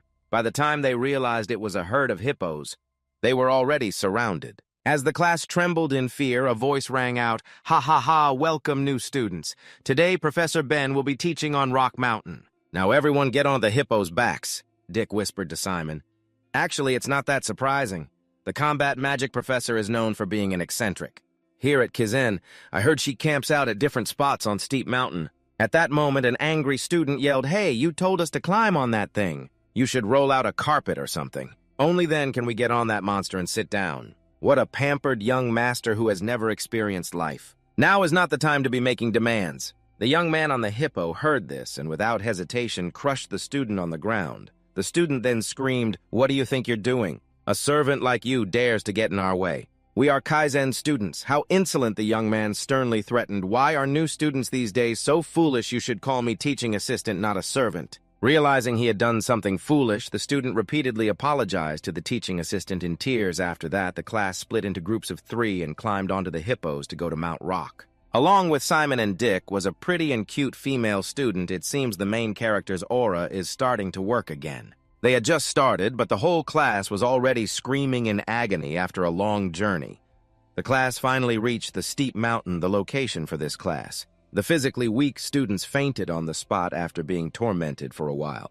The remaining students were given a bottle of water to recover their strength just then. A flock of birds in the forest suddenly flew off in a panic, and a voice rang out, "Welcome students to the class. I am Hong Pentun Soka Malat. This semester I will be teaching you combat magic." This beautiful woman with a sturdy body is a legend among necromancers, a giant immortal monster who once burned down 4 Kunda Hydra fiefdoms. She is the one who, for 5 days and 5 nights, fought that giant immortal monster and single-handedly broke its 100 heads to claim a dramatic victory. This professor is good at everything except for her incurable lisp. Please stand up and form 4 vertical lines. The students were utterly confused, not understanding the request. Luckily, the teaching assistant was there to translate. So everyone knew to form 4 vertical lines. When everyone was settled into rows, Hong Pen immediately gave the order to depart and took off like a flash. The students didn't understand what was happening and could only blindly run after her. Students, a healthy body and mind is the foundation of combat magic, which stems from physical health, although Simon was physically superior to the other students. He was still amazed by this professor. "She's so amazing. How can she run like that? We all have 2 arms and 2 legs just like her, but the professor is on a completely different level." Hong Pen didn't even have a single drop of sweat. She was lecturing while running, training the body with dark energy is the foundation of this combat magic class. And we also learn about physical skills. Necromancers who primarily use combat magic are called combat-type necromancers if you reach a certain level like them. Dark energy will flow from your bodies as smoothly as silk. The dark energy will take the form of clothing, something we call a dark cloak. This is a signature skill of combat-type necromancers. There, the trees are dense here, be careful. As the class entered the forest, things became more difficult. Students with poor stamina like Dick could only sigh, "Man, I'm so jealous of the kids who are talented in this subject." And that was indeed the case. Some students were jumping through the tree branches as if they were taking a walk. Meanwhile, The majority of students couldn't keep up even using all their strength. Even though he was exhausted and out of breath, Dick still had the presence of mind to ask someone else, "Simon, are you okay?" When Simon said he was fine, Dick still managed to whisper as if out of breath, "How can that be? Are you really okay?" Simon smiled brightly. "My hometown has a lot of hills and mountains, and it's been a long time since I've had such a refreshing run." Since enrolling in school, this was the first time Simon had felt this happy. He felt as if he were back in his hometown. After a while of running, Hong Pen had the class stop by a cliff. "All right, everyone, you must use dark energy to jump across the valley in front of us." Seeing the chasm before them, the students asked in fear, "Well, we have to jump over this, Hong Pen," then calmly instructed, "You can do it just takes a little trick. It's just like when you erupt dark energy in the palm of your hand. But the difference is that we will use the soles of our feet." Hong Pen then demonstrated by leaping through the air with ease. Everyone saw that, right? You don't need to fly through the air. When you jump, release the dark energy through the soles of your feet like a rocket launching. The feeling will be like stepping out of the shadows with just a single, simple jump. Pen reached the other side with ease, and now it was the students' turn to do what they just saw while everyone was still bewildered, the few talented students from earlier. Seized the chance to show off and leaped forward first. Although a few of them almost fell into the chasm, they all made it across safely.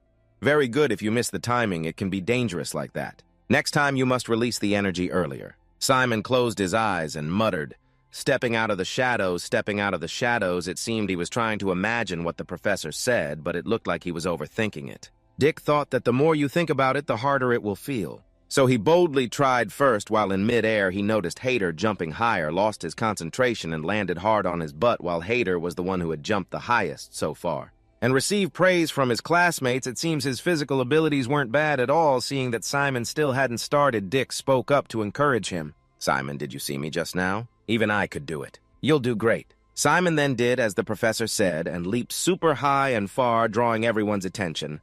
"I did it." He succeeded on his very first try. This made Simon extremely happy. He wouldn't be the laughingstock of the class anymore.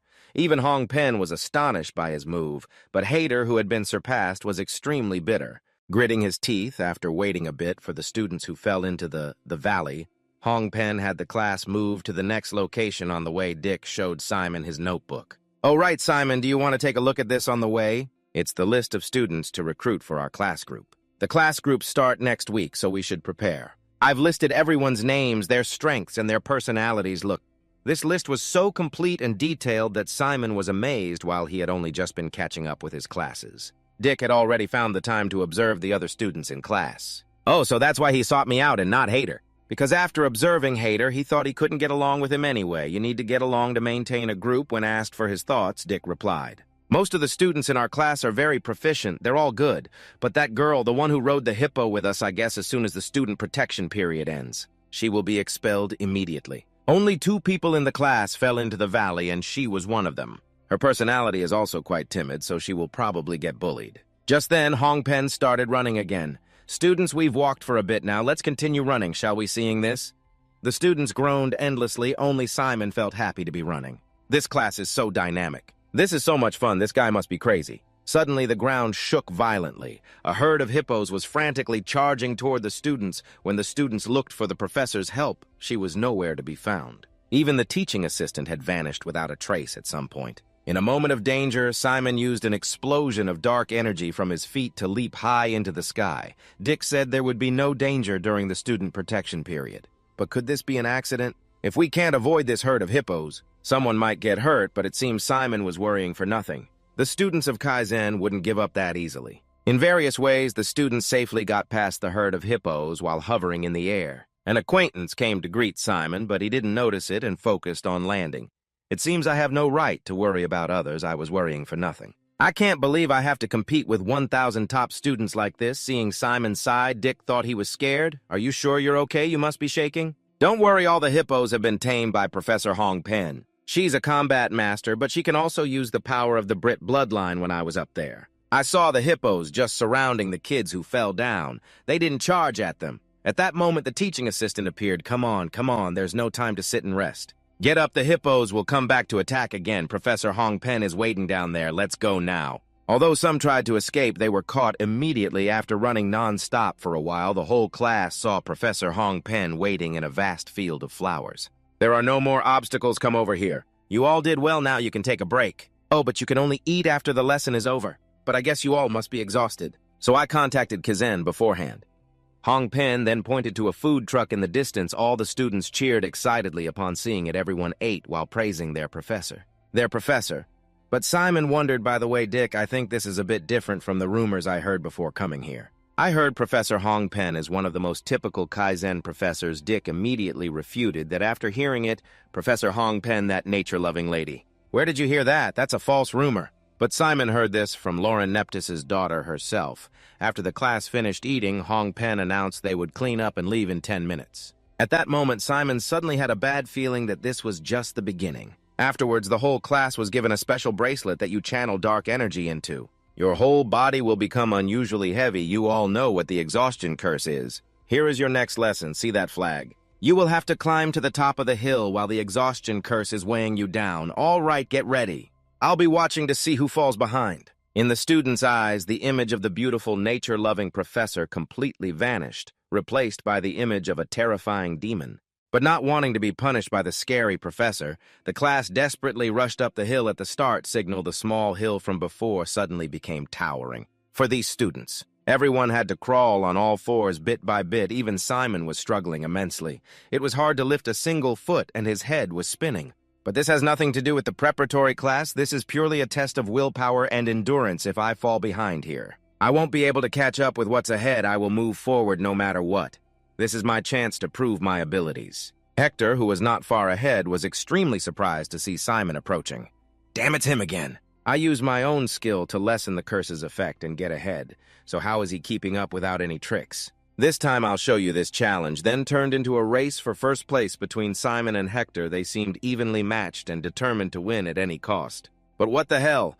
While the two of them were crawling on the ground like dogs, the announcement that Malin Villand won first place was made. Malin calmly walked forward as if nothing was wrong. Hong Pen then asked, "Congratulations on getting first place. You were walking.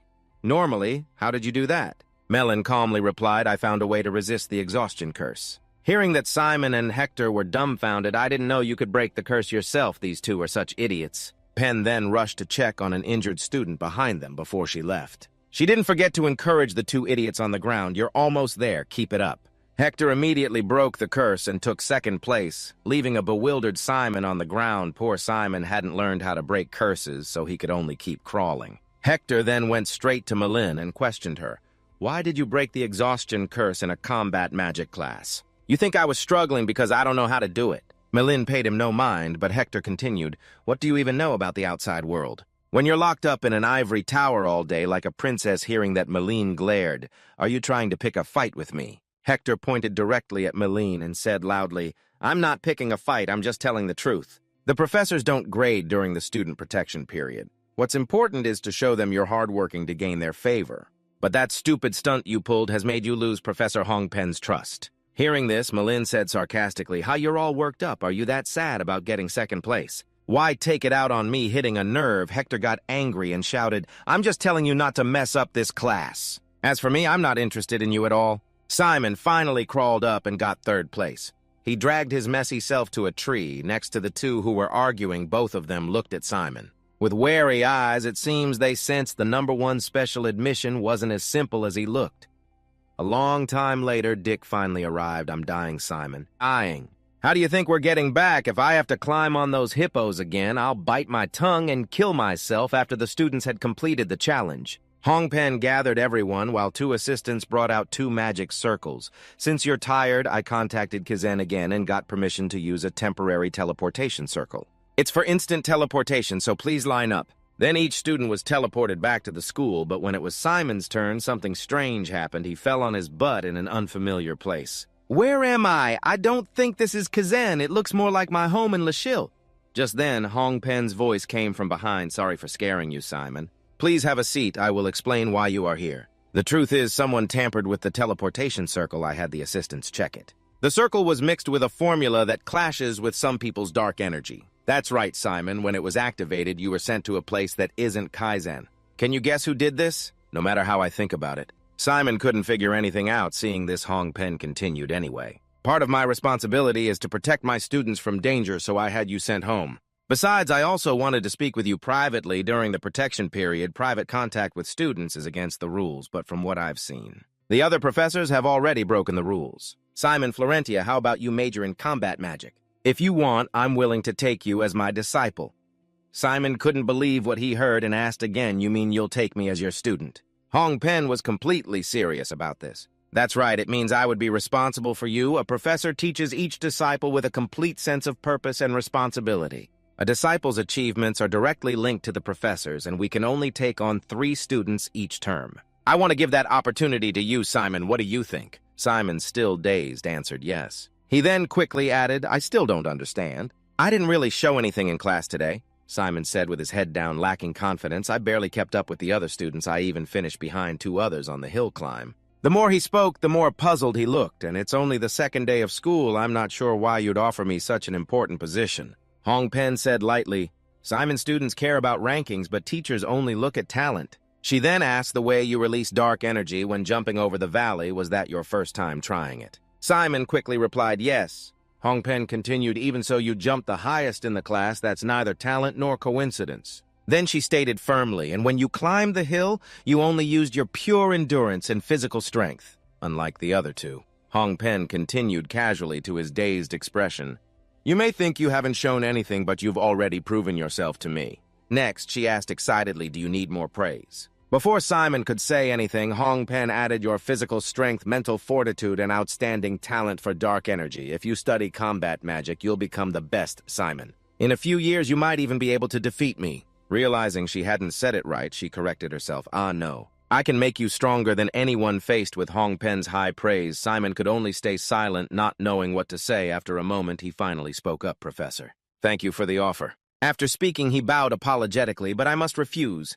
Hong Pen was surprised, but asked politely, may I ask why? Simon answered honestly, I already have a field I want to explore right now. After hearing him, Hong Pen accepted without hesitation, all right. Thank you for being frank with me so we don't waste time. Unexpectedly, she then said, but that doesn't mean I'm giving up, making Simon blurt out in surprise, huh? Seeing he was still confused, Hong Pen kindly explained, you still have another year before you have to choose a major right. So I'll work harder to change your mind, Simon asked doubtfully. Huh, you still want to persist in convincing me? She replied, it's just my curious nature. Soon after, Hong Pen added how far Simon can develop. I want to know the answer, she said as she drew a magic circle. You don't have to be my disciple. You can come to me for help anytime. He replied emotionally, thank you, Professor. Less than a second later, she added, keep this a secret, okay? After all, we're still in the student protection period. Then Hong Pen spoke again. This time the teleportation will really take you back to Kaizen. Simone then happily replied, thank heavens. Next, she cheerfully waved goodbye. You can go now. See you next class. Simon obediently replied, yes, ma'am. Then he stepped straight into the teleportation circle Hong Pen had drawn for him without hesitation. Before teleporting, Simon politely said, see you again. Professor Hong Pen watched him leave with affectionate eyes as someone's voice called out to her. Professor Brad peeked in and asked Professor how did it go. What did Simon say? She calmly replied, he refused. Hearing that, he couldn't help but wonder. How dare he refuse? Professor, why don't we choose Hickory? He's more talented in this subject. Honestly, I don't understand why you prefer Simon. Hearing this, Hong Pen stated bluntly, that kid is a genius, making Brad exclaim, huh. She said confidently, I've seen many geniuses in Kaizen. Hong Pen paused for a second, then continued, but this is the first time I've seen a genius like him. The scene shifts to another place. As someone was about to open a locker, Dick's voice rang out, why are you back so late? Simon thought for a moment and replied, probably a problem with the teleportation? He replied while drying his hair, is that so? Then Dick excitedly asked, hey, you'll never guess what happened to me. You won't believe it. Hearing that, he asked curiously what happened. He began to explain, when I stepped into the teleportation circle, it felt like I was hit. It felt like my body was blocked by something. Then Dick continued, when I was in an unexpected place, I was like, where am I? And it turned out to be. Finally, he concluded in a low voice. Professor Baheen's office. Simon couldn't believe it and asked again, Professor Baheen, who teaches theology. Dick confirmed, that's right. Seeing him silent, Simon asked again. Then what? Dick replied, he just made me clean his office. The more he spoke, the more excited he got.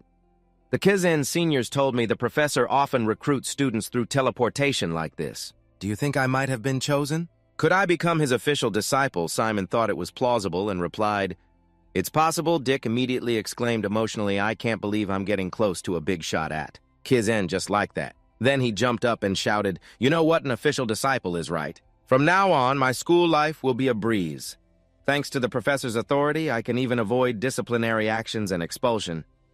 Seeing this, Simon quickly tried to calm him down. Calm down.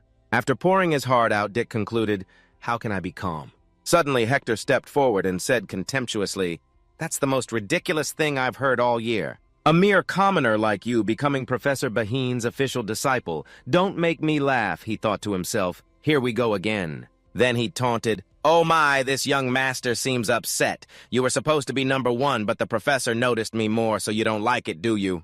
He warned angrily. Watch your mouth, you lowly merchant. Dick calmly retorted, as a lowly merchant, I know your type very well. He said casually, I heard you started something with Malene in combat magic class. Do you think you're the only one having a hard time? After that, Dick added, you and I are equals here. Don't act like you have special privileges just because you were taught by the Moji family. Finally, he concluded. Aren't you the one who knows nothing about the world, not Malene? Hearing this, Hector furiously yelled, you bastard, then launched a powerful spell at Dick, seeing his friend acting strangely. Simon frantically asked Dick what's wrong. Meanwhile, Hector powered up, cursing, you lowly scum. He angrily yelled, how dare you, and threw Dick backward. Hector's eyes filled with rage as he asked, is talking all you can do?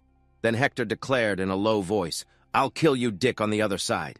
He was still struggling against his attacks. Contrary to Hector's expectation, Dick suddenly smiled. He made a challenging gesture and said with a trembling voice, I dare you. His friend saw things were getting out of hand and advised him to stop. Hector, you're going too far. You can't cast spells outside of class like this. But Hector didn't listen. Instead, he pushed them away and yelled, shut up!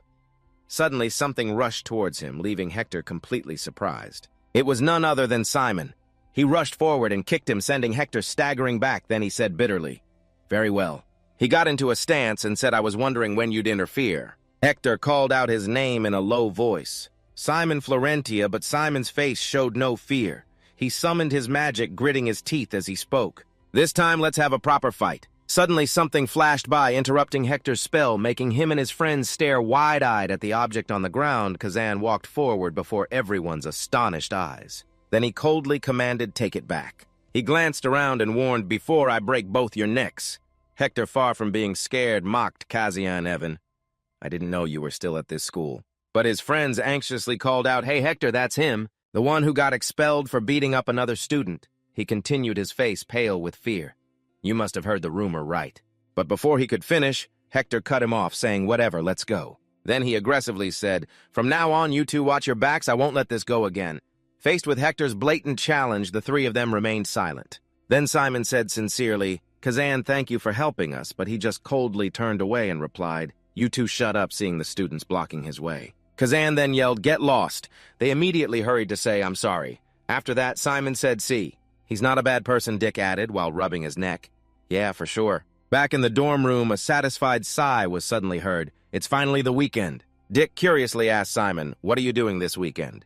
He casually replied, this weekend I don't have any plans, hearing that he sighed in frustration. How can you be so boring? What you do on the weekend is pretty important, you know. Simon immediately guessed. Looks like you have your own plans.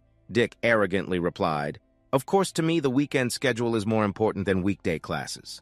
Then he asked why. Dick cheerfully replied, I'm going to Rochester, he asked confusedly. Rochester, is that town down there? What are you going to do there? He calmly replied, to make money, of course, leaving Simon bewildered. Make money, seeing his friend didn't understand. Dick explained. You know how Kaizen gives students living expenses, right? The higher your grade, the less sufficient the money is. So I thought about getting a scholarship, but I probably don't have the scores for that. Finally, he concluded, so I plan to use my unique ability as soon as possible. After that, Dick kindly advised, so you should also find a way to make money. When the student protection period ends, the professors won't give out free materials in class anymore. Hearing that, Simon blurted out, really? Then he added, the living expenses from Kazan aren't enough to cover it. That's why the upperclassmen also have their own ways of making money. You're interested in summoning studies, right? Then it'll be even tougher than other majors, remembering Aaron had also warned him that major will eat up your money. Simon was just starting to understand. After he finished, Simon said, I didn't know we had to take care of those minor things ourselves. Living in Kaizen isn't easy, huh? Dick replied. Yeah, soon after he suggested, how about you wait until I've set up my business in Rochester? Back then, I could have at least arranged a job for you, but Simon flatly refused.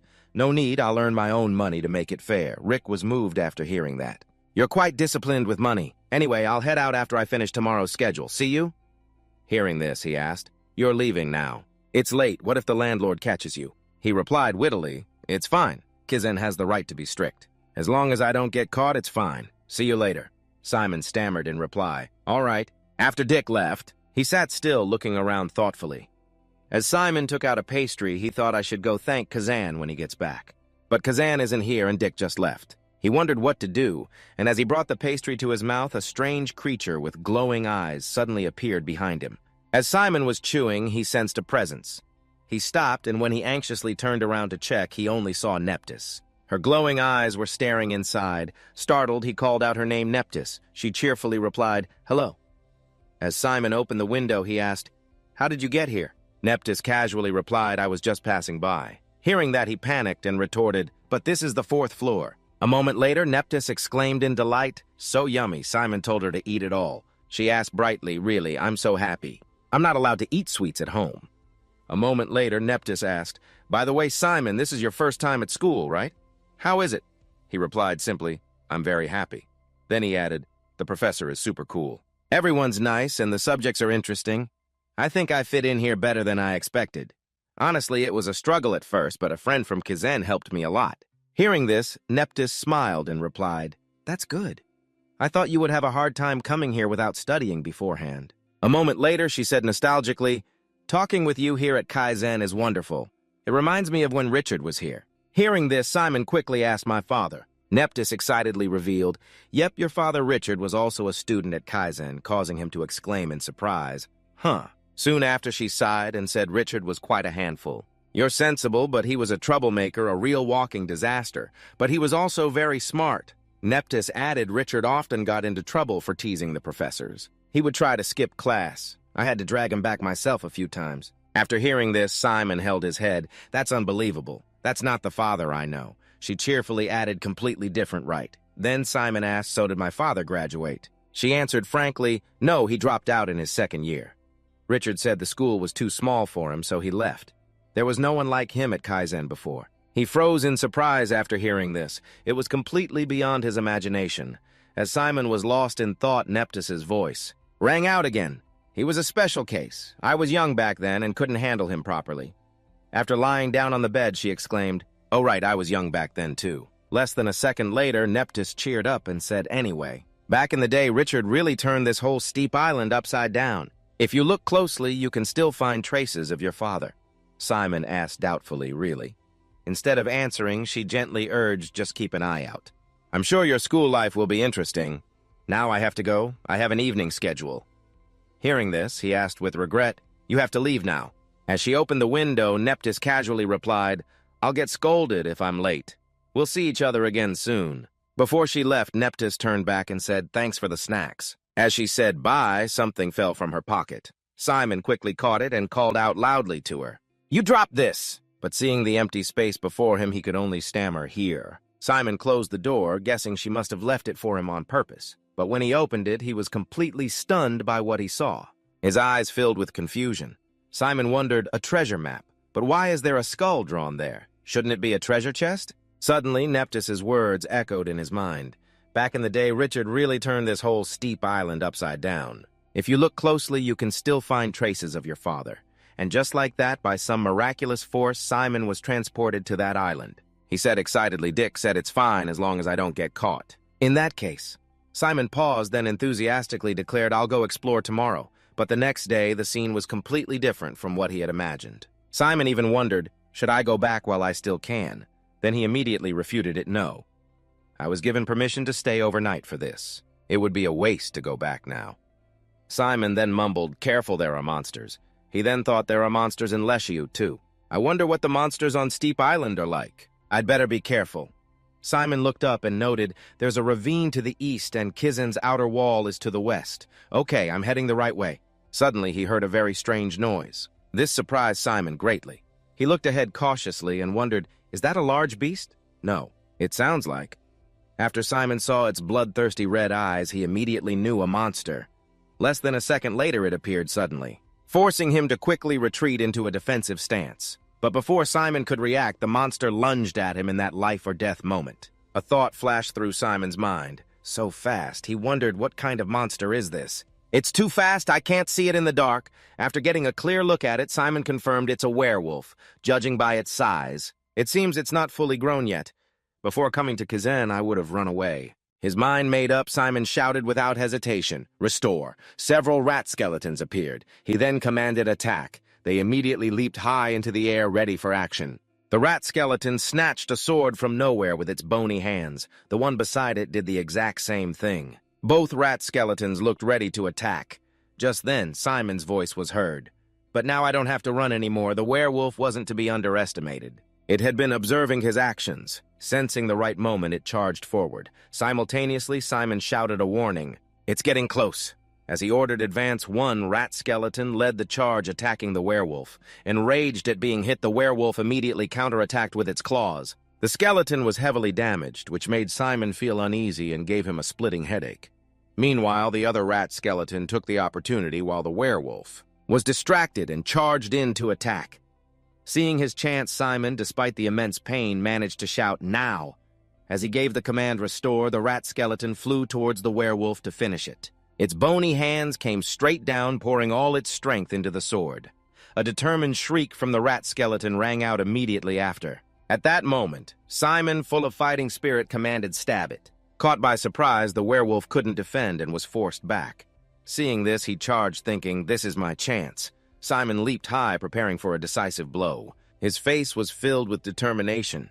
Finally, the werewolf took the full brunt of his attack, its blood splattering everywhere, after confirming it was truly defeated. Simon finally relaxed his guard. That was close. He thought, come to think of it, this was my first battle in Kaizen. Good thing I practiced assembling the Ratman skeleton. Simon then added, "If I'd run into a monster in Leshiu, I'm sure I would have fled. But now I can defeat a werewolf after only 3 days at Kaizen." He wondered, how strong will I get if I can survive 3 years here? A moment later, Simon said, "Wait, this isn't the time to be thinking about that. I need to clean this up before other monsters are drawn by the smell of blood." But before he could do anything, one of the rat skeletons shattered, causing Simon to cry out, "No." He gently patted its head, praising it. "It's too damaged. You did well, my friend." Then Simon turned to the other rat skeleton and warned it, "If we have to fight again, we won't win. Be careful." After some time trekking through the wilderness, he could finally say, "I'm here." After a few steps, Simon said in disappointment, "But there's nothing here. Not even weeds are growing." A thought suddenly crossed his mind, and he hesitantly said, "Nothing is growing, which means," he said with certainty, taking out his tools, "there must be something underneath." After he finished speaking, Simon felt incredibly lucky, thinking it was a good thing he borrowed this before leaving the dorm. Each shovelful dug deep into the ground and was then lifted out. Each scoop took a fair bit of effort. After digging for a while, Simon was surprised to exclaim, "A stone platform, what is this? It's made of jet. Is it some kind of device?" Then he discovered a small round object buried in the ground that felt like a switch. Simon stared at his hand and thought to himself, "My fist fits perfectly in it." He wondered to himself if this is some kind of device. Then it should react to dark energy, right? Seeing the continuous flashes of light, Simon exclaimed in surprise, "It's reacting!" The ground moved rhythmically, and he was completely amazed as he witnessed this. Soon after the ground settled, Simon muttered in disbelief. His eyes lit up, and a happy smile appeared on his handsome face. The skeleton rat excitedly raised its lamp as he said, "All right, let's go down and check it out." Below was an incredibly dark space with almost no sign of human presence. Tree roots were even wrapped around the furniture, highlighting the desolation of this place. The skull was also a prominent feature of this place. The deadly aura surrounding it was hard to ignore. As Simon stepped inside, he wondered, what is this place? Ancient ruins or something, huh? He reached out to touch something and remarked, "This looks familiar." After thinking for a moment, Simon confidently confirmed, "It's ancient ruins." Then he guessed, so this place must be ancient ruins, right? With ancient ruins everywhere like this has to be it. Simon paused, then added a kind of giant magical tool. Seeing the skeleton rat signaling him, he turned and asked, "What is it? Did you find something?" Simon looked where the skeleton rat was pointing, then walked over and exclaimed, "A skull." He then reached out to touch it. A strange sensation traveled to Simon's fingertips. He thought, even with my limited knowledge of the undead, I'm sure. Simon wondered as he picked up the skull. This skull is incredibly precious and very dangerous. Why is such a foul thing here? Less than a second later, a bone suddenly fell, startling both him and the skeleton rat. After calming down, Simon cautiously approached and sighed. That scared me. What are all these? He randomly picked up a bone and exclaimed, This is the number 2 bone. A sound suddenly echoed as he fitted the bone into its correct place. Then Simon excitedly thought, I don't know how this undead will react when it awakens. It might try to harm me, but I still want to try assembling it. He calmly placed the skull on the table and said seriously, This is the right time to take a risk. With that, Simon raised his hand, summoning a small amount of magic into his palm. Then he slammed it down and declared with vigor, This is it. A gloomy aura immediately appeared after Simon's strike, swirling densely in the air. The skull was also enveloped by the dark aura that had just appeared. Seeing this, not only was Simon not scared, but he cheered happily. It's working! He cautiously told himself, I've awakened a skeleton rat. Now all that's left is to... Simon glanced down at the pile of bones and said, All right, time to assemble it. Some more time passed. As he worked, he muttered, It's a good thing I focused on my summoning studies. Otherwise, I might not have been able to assemble this thing all night. Simon hesitated. I'm not 100% sure, but its bone structure is human-like, so I have an idea of how to assemble it. He could only exclaim, But it's so big!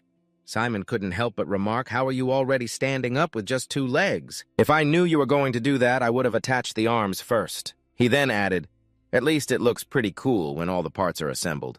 It must be around 2 meters tall. Just as Simon wondered what he should do next, a small stream of light suddenly appeared and entered the skeleton he had just assembled. Startled, Simon blurted out, What meanwhile the sound of continuous laughter echoed, sending a chill down his spine. The sound grew louder and the floor suddenly rose up, making Simon exclaim in surprise, What's happening? The persistent laughter continued and ancient runes appeared all around. The skeleton was surrounded by a brilliant blue light. As countless ancient runes swirled, it finally spoke. It paused for a moment, then exclaimed with vigor, At last I have returned. A source of light suddenly shot towards the other skeleton. With unbelievable speed, it summoned its power and angrily shouted, Who dares disturb my slumber? It then interrogated, You, human. You are the one who awakened me. Is that not so? State your name, he stammered, Simon Florentia. Hearing this, Fia asked suspiciously, What you are from the Florentia family? Then it continued, I see. You are a descendant of Richard. Simon hesitated. Descendant sounds a bit distant, but that's correct. Then he explained, Richard is my father's name. I am the son of Richard Florentia. After hearing this, Fia seemed to understand. I see, now I understand. As it began to walk, it explained, Your dark energy feels quite familiar. Only Richard could have awakened me. Though he didn't fully understand, Simon still replied, All right. This time it was his turn to ask, Excuse me, but who are you? Fia casually replied, Me. As it slung a weapon over its shoulder, it introduced itself, I am Fia, Master of the Battalion. I once ruled the entire continent alongside your father, Richard. Simon, confused, asked, You are my father's undead. But Fia did not answer, instead saying, Now let me ask you who led you to this place. He answered frankly, Nephthys Akbort was the one who told me about this place. Hearing him say that, Fia understood at once, so it was her that makes sense. The silence between them did not last long before it spoke again. All right. Fia said bluntly, Form a pact with me, Simon Florentia, and lead the battalion. Simon asked blankly, A pact? It then explained. The battalion will act on your will and crush everything in your path. All living things in the world will kneel at your feet and beg for mercy. It paused for a beat after speaking. Then it added in a deep voice, however. It continued grimly, You will have to walk a bloody path of destruction. It will become a part of your destiny. As it spoke, it spread its arms wide and asked, Now then, son of Richard, it raised its voice. Are you ready to lead the battalion? Simon did not rush to answer, speaking calmly. I have a question first, he said nonchalantly. I don't know what purpose you serve or what kind of undead you are. And this is the first time I've ever heard of the battalion. Finally, Simon asked curiously, Is this battalion you speak of that powerful? Fia replied in an admiring tone. You dare ask about the battalion's power without doubt or fear. An excellent question, human. And so it said very well. I shall answer your question. My battalion is powerful enough to destroy Kaizen right here. Right now. However, as it spoke, Fia's voice suddenly deepened. Your father, the former commander, disbanded the battalion and I was sealed here. And you, the master of the battalion, have awakened me. It said with vigor, my battalion can feel the breath of life once more. Then Fia spoke with passion. If you reassemble the forces. of the disbanded battalion and restore its past glory, then no one on this continent will be able to stop you. Simon did not rush to agree, contemplating calmly for a long time. After careful consideration, he finally said, "All right, I agree to the pact." Fia then lifted Simon up. It said in an approving tone, "A wise choice, human." It lifted Simon onto a high step level with itself and then spoke. "Now then." Fia displayed its power, then eagerly instructed, "Place your hand on my core." Fearing he might have regrets, it warned, "After this pact is sealed, your life will change completely. If you are afraid, there is still time to back out." But Simon simply replied calmly, "There is nothing to fear. If you and your comrades were truly my father's army." He paused, then spoke casually. "Then there is nothing wrong with recruiting you." Hearing this, Fia exclaimed in surprise, "Recruiting, huh?" He thought to himself that at first the kid seemed calm and polite, but deep down he had the qualities of a ruler. Thinking that Fia exclaimed, "I like your spirit," Richard raised his son well. Less than a second later, he declared with vigor, "Then I will start the contract before the darkness envelops you." Fia even kindly advised, "Don't you die on me, Chew." Hearing his ominous warning, Simon couldn't help but blurt out, "What?" He then stammered, "Wait a minute, what do you mean by that?" "Don't!" As Simon uttered the word, his entire body was immediately surrounded by a dark aura. Seeing him suddenly collapse, he gasped in surprise. The skeleton rat was also very surprised. Seeing this, he turned to the skeleton rat and asked, "Do you think your master is dead?" It immediately shook its head. After some time, Simon's eyes shot open as he woke up frantically saying, "What?" Just as he sat up, Fia's voice rang out. "You're awake." Simon frantically asked, "What happened? What about the contract?" He calmly replied the contract was successfully signed. Then Fia kindly added, "Feel the changes inside your body." Simon then calmed himself to feel it, then said in a low voice, "My core." Fia asked, "How does it feel?" "Your core is bigger and more stable now, isn't it?" He immediately confirmed, "That's right." Simon then added, "Before using dark energy for even a little while would tire my body out. But now my body feels very comfortable, like I'm soaking in water." Hearing this, he made a thoughtful sound, and then Fia spoke again. "Then congratulations, kid. You've successfully become one of the 7 battalion commanders." He nodded and said thank you. But as soon as he finished the word, Simon passed out again. Seeing this, he quickly said, "Don't push yourself. Your body has just undergone a major change." Holding his head, he thought, "My head hurts so much. I guess I'll have to rest here for the night." At the same time, Fia's voice was heard. "It will be uncomfortable for a while." A moment later, Simon curiously said, "I have a question." He replied casually, "Go ahead and ask." A second later, he innocently asked, "What's a battalion?" This made Fia freeze for a moment. After snapping out of it, he furiously shouted, "You signed a contract with me without knowing what a battalion is." Simon covered his ears and tried to explain, "I already told you I didn't know." Meanwhile, Fia sighed helplessly. "This is unbelievable. It's going to take me a while to figure you out." After that, he sat down and began to speak slowly. "All right, then. I will explain. Before I begin, how much do you know about the undead?" Simon thought for a moment, then answered, "About as much as a first-year student." "I haven't even taken the preparatory course at Kaizen." Fia was extremely surprised by his answer and exclaimed, "A new student dares to come all the way out here. Truly, Richard's son. All right, then? Then I'll explain it in a way that suits your level." He then began, "First, the undead in this world can be divided into 3 types. Summoned undead, natural undead, and battalions." Fia paused, then continued. "First, all undead controlled by necromancers like you are called summoned undead. They are created by magic and move according to the summoner's command."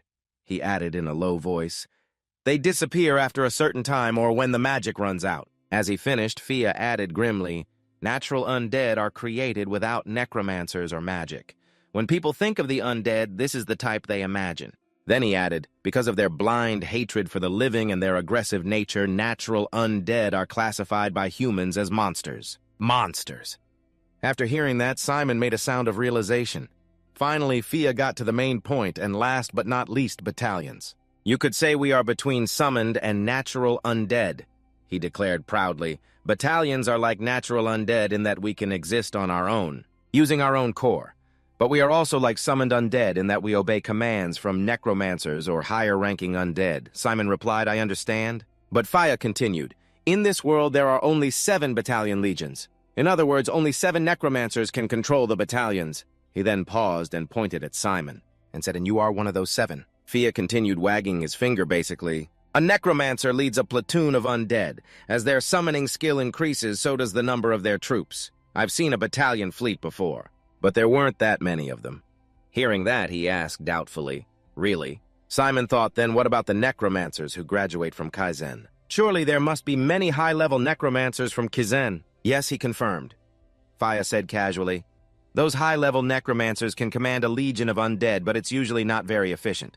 He was very surprised and asked, "Really? Why is that?" He continued to explain, "I just told you that all undead controlled by necromancers are the summoned type, right?"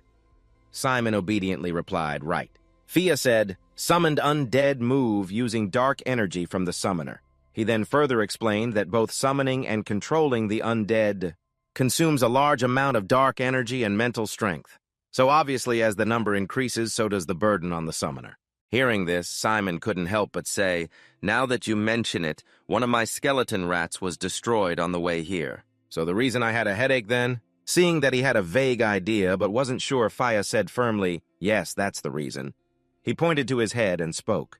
"The summoned undead and the necromancer are connected. Major damage puts a strain on the summoner." Then Faya added proudly, "But a battalion's undead.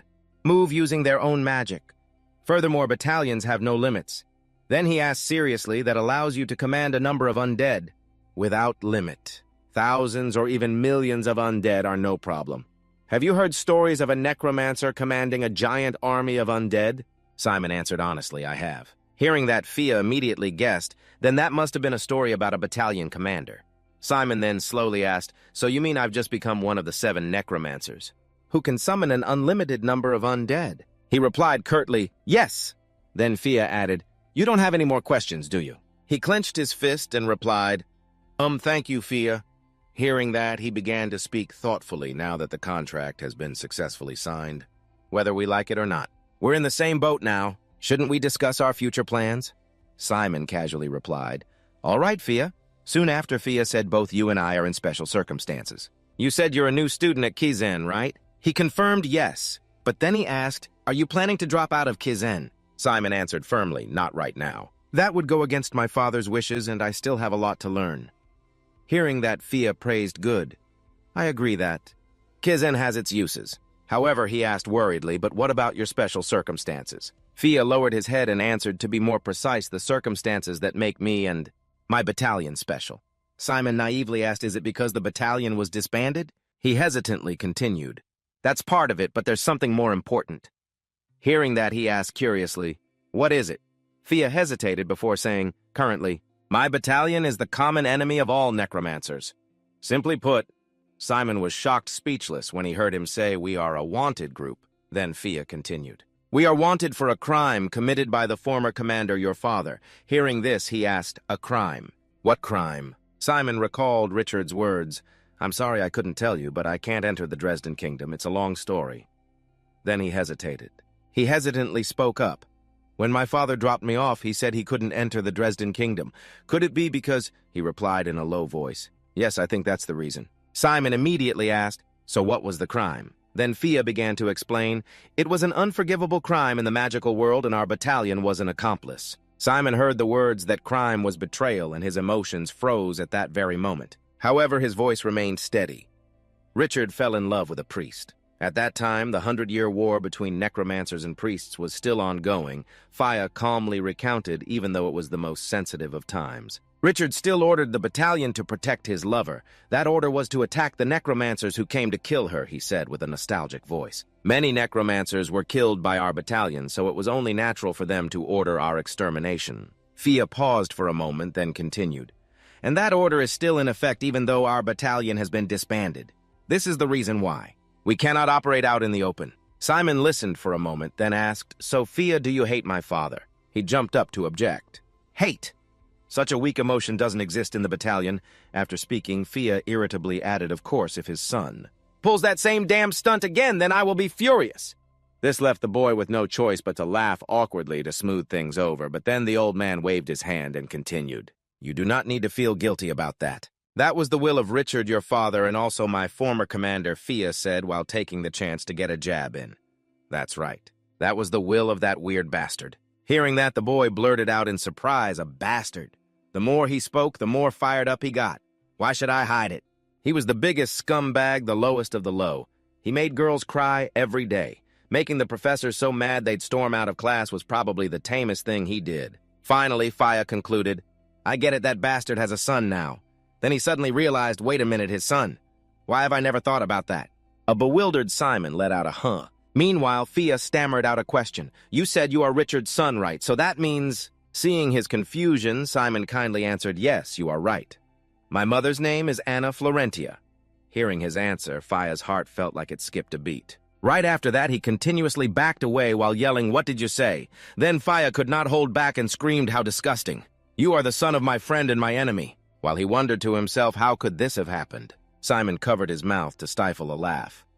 Less than a second later, he imitated Anna's voice, saying, my love dinner is ready, causing Fia endless torment. So when Simon continued, or would you like to take a bath first? He did not hesitate to step in and stop him.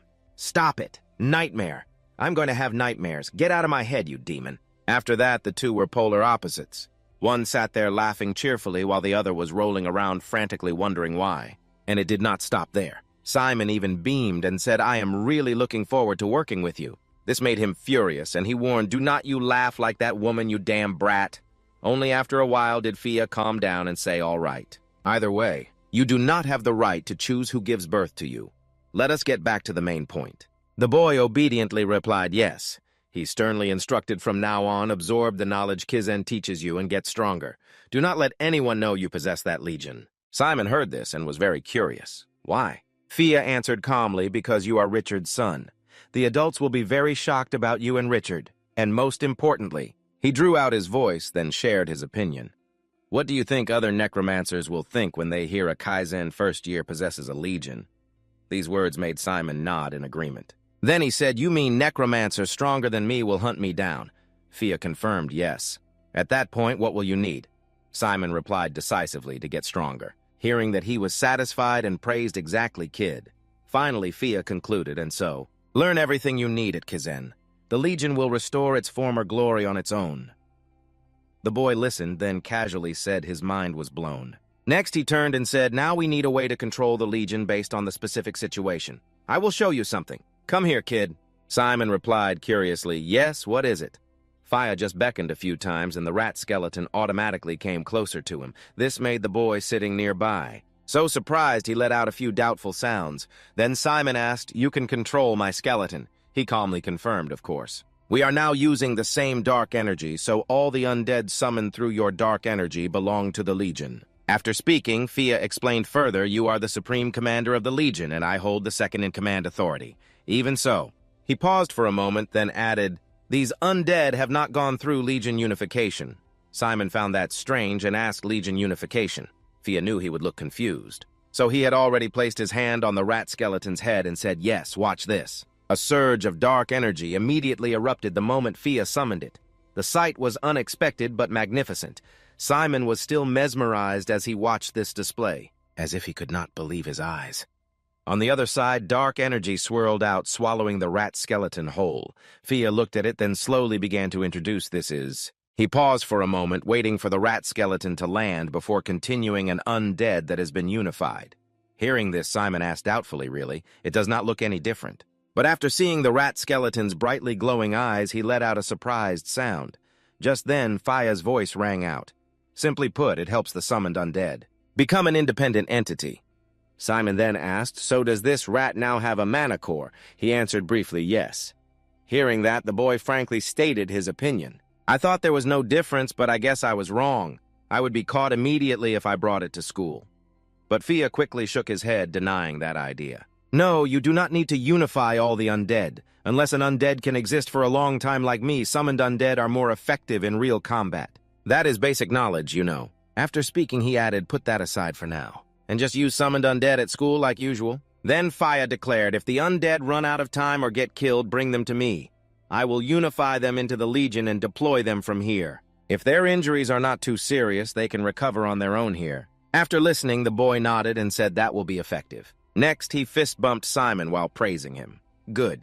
Now, kid, you will gradually get stronger. If you can summon exceptional undead individuals, the Legion's power. Simon glanced over at the rat skeleton and hesitantly said, by the way. He honestly remarked it seems to act more like a real animal. Fia replied it shares characteristics with natural undead. Then he added, but you have control over it, so it will come to you immediately. If it is summoned, kid, how long have you been at Kaizen? Simon answered honestly, only 3 days. After hearing that, Fia said, I see, it will be soon in a few days, Simon heard him say. The first-year students at Kaizen will be given missions. You will be able to teleport to Slope Island or the entire continent. He was incredibly excited. Next, Fia instructed, at that time, I will go with you. That way you will have a chance to control the Legion and gather the forces scattered across the continent. Then the boy asked casually, You seem to know a lot about Kaizen, huh? Fia replied enthusiastically, of course. I watched your father's entire life at Kaizen. I also watched how your father controlled the Legion. He finished by asking, do you want to hear about it? Simon immediately replied excitedly, yes, very much. Less than a second later, he could not help but ask, so why do the undead turn against their summoner? Fia answered calmly, because the summoner lacks understanding of the undead. You cannot judge the undead using common sense. After speaking, he stated firmly, the thing that drives the undead to act is Hell's faith. Hearing this, Simon asked blankly, Hell's faith? Fia had to explain in human terms it is probably equivalent to an obsession. Fearing he still did not get it, Fia explained further, for example, there is someone you utterly hate with great resentment. Several times a day you will constantly wish you could kill him. Then the undead will remember your obsession. Hearing this, Simon started to realize, wait a minute, so that means... He immediately confirmed that is right. The undead will go and kill that person, even when you are not around. Next, Fia added, even when you are no longer thinking about that person, or have forgotten them completely. The undead will still remember that hateful obsession, and chase that person for the rest of its existence. Hearing this, the boy exclaimed, no way. Then Fia kindly said, I will constantly warn you, so you do not need to worry. That will also help you understand many things from their perspective. Zombies again, he hesitantly replied. Thanks, Fia. That really helps. Before long, he spoke again while we're on the subject. I'll teach you how to command the undead to attack. First, the most important thing is your intent, no matter the target. My intent, Simon asked hesitantly. But Fia quickly said, for example, pretend the wall behind you is the enemy. He then encouraged Go on hate that wall more than anything. Okay, Simon agreed. Fia then began instructing, you need to channel your desire to avenge your parents onto that wall. It's also the one who killed the person you love. As he spoke, his voice grew more powerful. Come on, destroy it, tear it in half. It is your enemy and a demon. Then Fia raised his voice to command. Bathe in its blood. The bone rat charged straight at the wall. At the same time, his voice rang out, kill it, Fia madly commanded while controlling it die. It doesn't deserve to live. The bone rat relentlessly attacked the wall. He kept on. It must not exist. Tear it into 1,000,000 pieces until it screams in pain. Seeing this, Simon hesitantly spoke up, Fia, this is... But he calmly replied, I use some extreme words to help you understand better, but the most important part is still your intent. After speaking, Fia added, a top necromancer can convey the correct intent even with the smallest commands. And above all, think of anger, hatred, and killing intent, he concluded coldly. Those negative emotions are much more powerful. Fia then told Simon, now try to stop it. You're the commander after all. Okay, he replied curtly. He repeatedly shouted command, stop. You can stop now. I said stop. Simon's voice kept ringing out, stop right now. But the bone rat didn't stop. It kept smashing into the wall, not even after its arm broke off. All the while, he was still ordering it to stop. Seeing this, Simon asked in disbelief, can't you hear what I'm saying? His anger flared as the bone rat continued to disobey. Simon was so enraged he gritted his teeth, his patience wearing thin. Then Simon roared with all his might, stop shaking the entire space. It had just felt that deathly aura. It stopped and turned to look at Simon, who growled, if you disobey my command again, I won't let you off the hook. Standing nearby, Fia thought to himself, look at that. He just used an absolute command. Then he wondered to himself, you're not just some country bumpkin, are you? What kind of monster did you create, Richard? Then Simon spoke sorrowfully as if blaming himself. I'm terrible, aren't I? He looked at the shattered bone rat and continued, I can't even control my own undead. In contrast to his dejection, Fia said, no, you did very well. He then added, but on the battlefield there's no room for failure, so practice moving the undead with a single command. Got it, Simon replied immediately. Fia saw him stagger and caught him saying, it's because you're tense and besides what you just witnessed. It was quite a shock. Simon didn't deny it, just smiling as he replied, let me rest a bit, then I'll return to Kaizen. I'm only allowed out for 1 day. Is that so? He asked casually. Then Fia threw something to him saying, here, take this kid.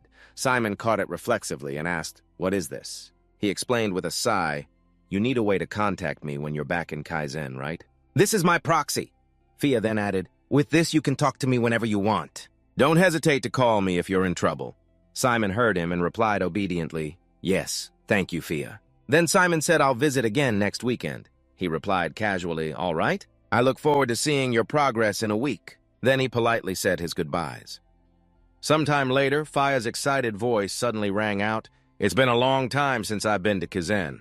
Then he asked, you said you're still in the student protection period, right? I'm really looking forward to seeing how things play out. Really hearing that Simon couldn't help but be curious. Like what? Hearing the question, Fia frowned, then hesitated like. He then said in a deep voice the horrible test that's in front of you. The scene shifts to the night before. As Kaizen slept, a whispering conversation began. All right then, Dick said, pushing up his glasses with a serious look. The meeting will now begin. Simon, on the other end, replied just as seriously, I'm listening, Dick. Dick began his analysis first this coming Monday. Both our morning and afternoon classes are dark. Basic magic. There's something infamous in that class. Dick paused for a moment, then stated firmly the group project. Fearing Simon wouldn't believe him, he added in a low voice, once a group is formed, you're stuck with it for the whole semester. So this is a matter of our survival at Kaizen. Dick argued first and most importantly, a group must have 4 people, and it's best if each person excels in a different subject. He continued, I'm average in all subjects except for curses, where I'm slightly better. And you're best at summoning, aren't you? Simon quickly replied, that's right. After hearing his reply, Dick continued confidently, good. Even with just the 2 of us, we have a decent balance. Let me explain in more detail. We take 9 subjects in total, right? He began to list the subjects.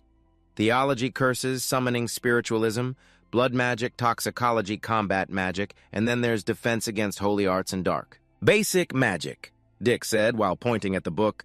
Among these, theology, curses, and summoning account for a large portion of the final exam grade. Therefore, these 3 are known as the 3 necromantic studies. Hearing that, Simon said casually, in that case, we've got 2 of the 3 covered between us. You know curses, and I know summoning. He agreed, replying, so we need to recruit someone who's good at theology. What about the remaining members? Dick then continued his analysis.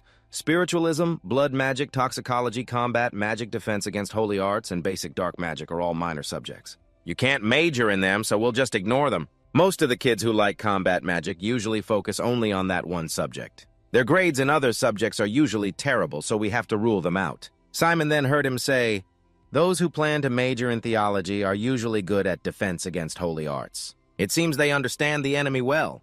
Likewise, blood magic is similar to toxicology, so many students study both. Simon then stammered out a question. We have to know all of this. Dick calmly replied, of course. Then he pointed to the paper and said, so we need to recruit the kids on this list. Dick stated firmly, if we can't get one, we'll get another. And we have to emphasize that our group has the top student from the special admissions. Understand?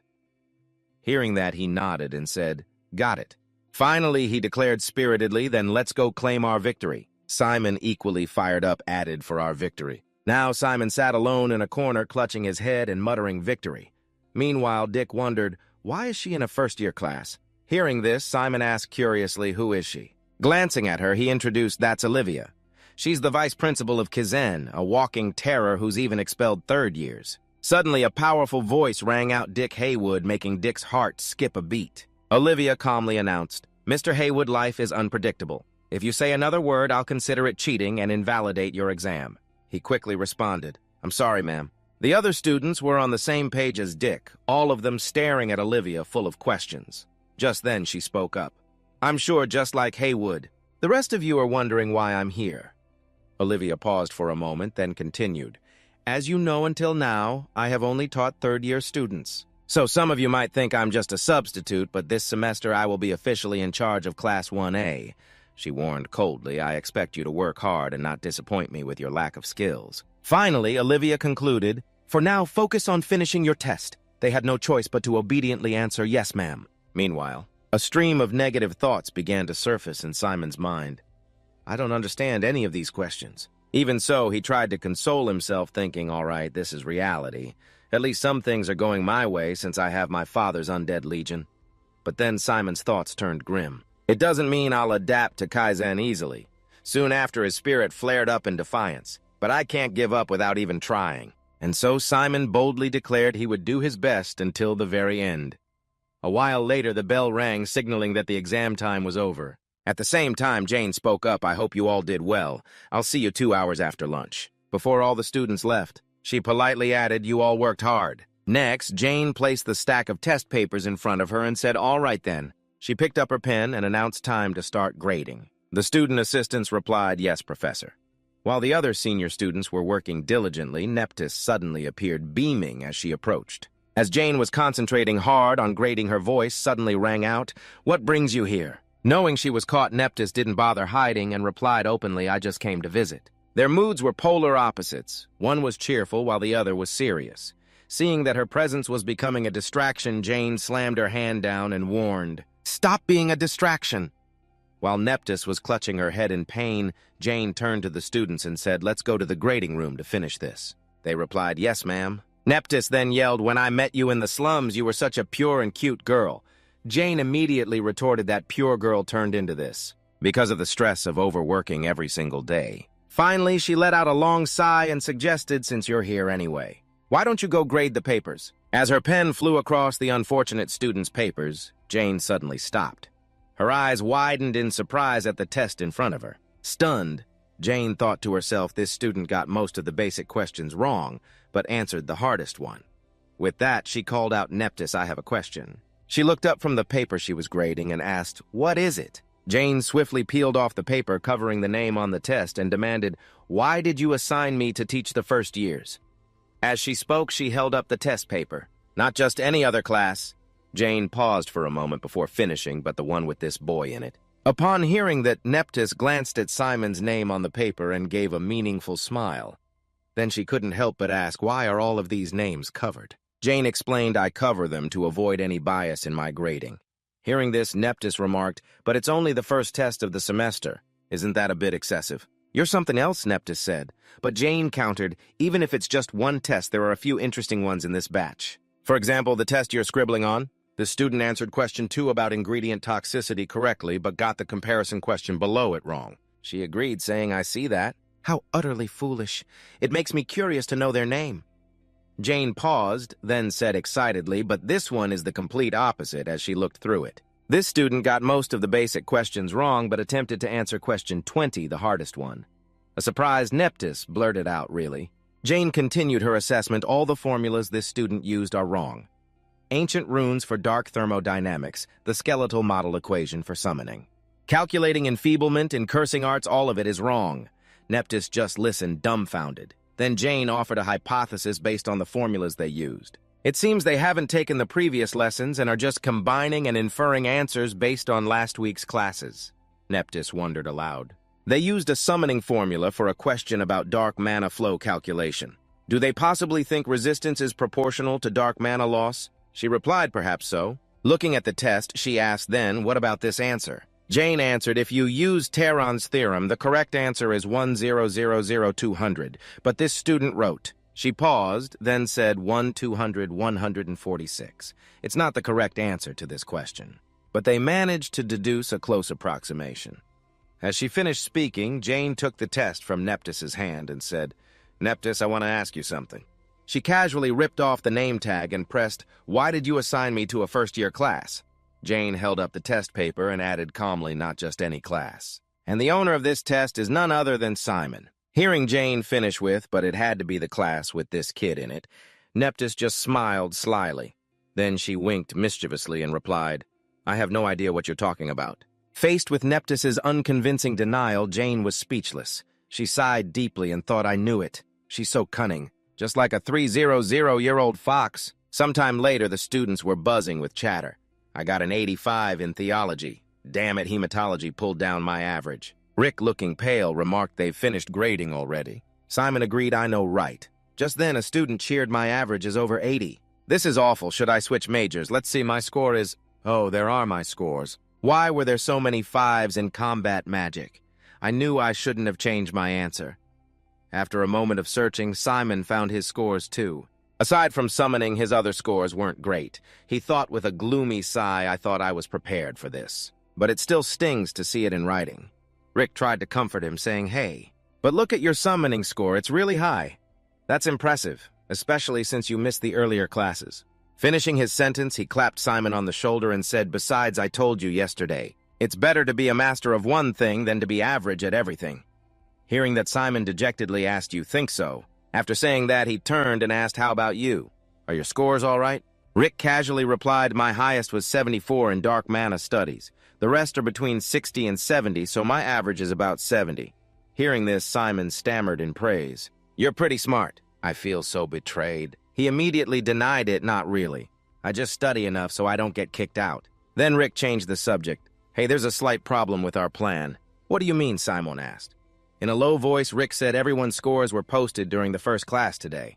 Then he explained further. "Our plan was only effective before this information was made public. Now that the scores are out, everyone knows their own capabilities."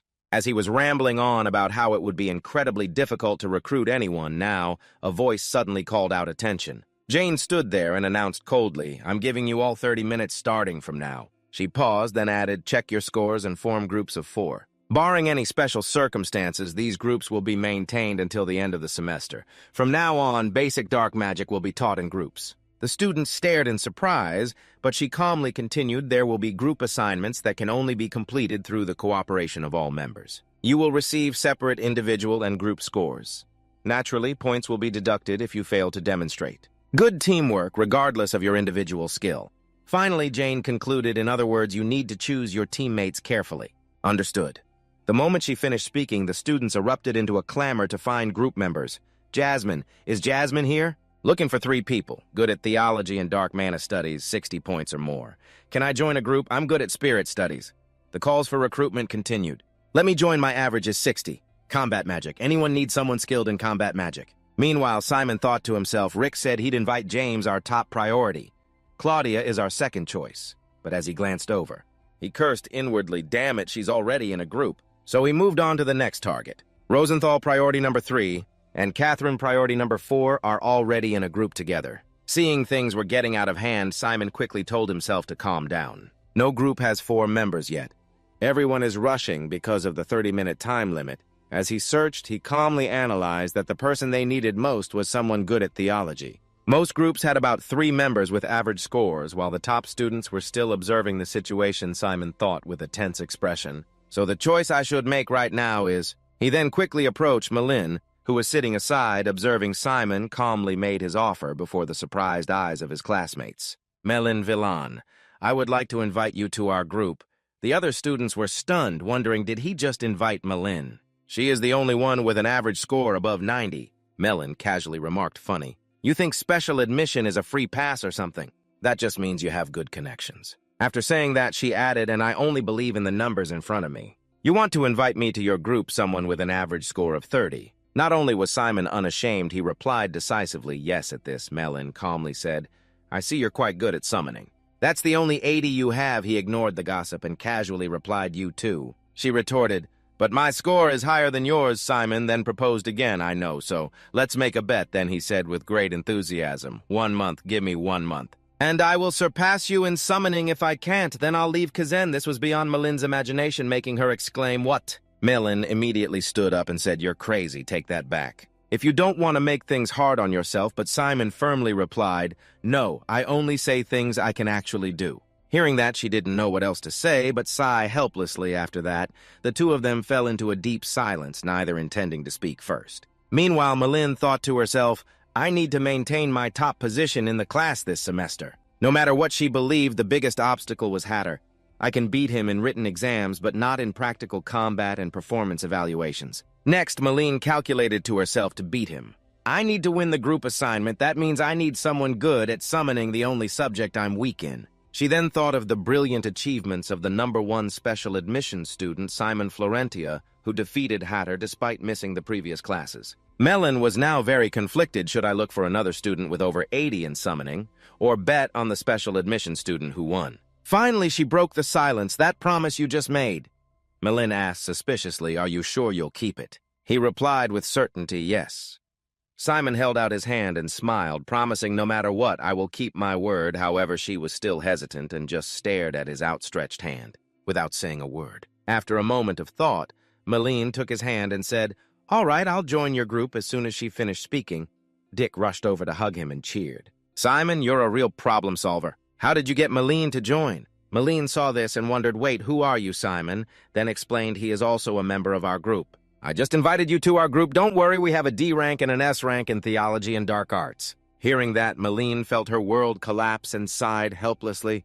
Oh my God, then she relented. All right, I'll do my best. But I won't forgive you if you drag me down, especially you. The deadweight Dick retorted. What do you mean, deadweight? That's harsh, while Simon just chuckled happily. Soon, Malene's voice was heard again. You said D and S are covered right then. I'll handle theology since we need to allocate KDS. Then she interrogated, but first tell me your dark arts score. Dick casually replied, an average of 70-74 in dark arts. Malene heard this and commented flatly, not bad. Next, Dick said cheerfully, you're picky, aren't you? Who should we recruit for the last member? Just say it. I'll find that person for you, while Malene calmly replied, I'm good at everything, so I don't really... He quickly urged, come on, you have to choose someone. So she had to reply, if possible, someone who can handle hematology. It's time-consuming and requires a lot of calculation, hearing that Dick promised enthusiastically. Hematology, you got it, just wait here. I'll be right back, you two just rest. On the other side, the other students saw Melon and Simon sitting together waiting for Dick and started gossiping. Are those two in the same group? Special admission and the class top in the same group, it's over then. Not necessarily the special admission students' scores aren't even that high. Just then, she suddenly spoke, hey. Simon heard that and turned to look at Malene, who continued coldly, your name is Simon Florentia, huh? I've never heard that name. Where is your family from? He replied. I am the succeeding Baron of the Bardwin Kingdom. My family governs the Les Hill region. She thought to herself, Bardwin, huh? I see. Next, Simon also asked curiously, what about you? What kind of family is Velon? She didn't answer right away, but seriously confirmed, are you asking seriously? Simon let out a cheerful, huh? Then Malene introduced herself with a less than friendly tone. I'm from a renowned family with deep roots in the Ivory Tower. He immediately asked again, the Ivory Tower, you mean the Magic Tower? She coldly replied, that was 300 years ago. Ben went oh while he excitedly said that's son, the second-ranked special admission student. Then Malene suddenly said, excuse me. Her killing intent was almost palpable, but she still asked politely, could you please stop there? Please, Simon saw this and stammered, okay.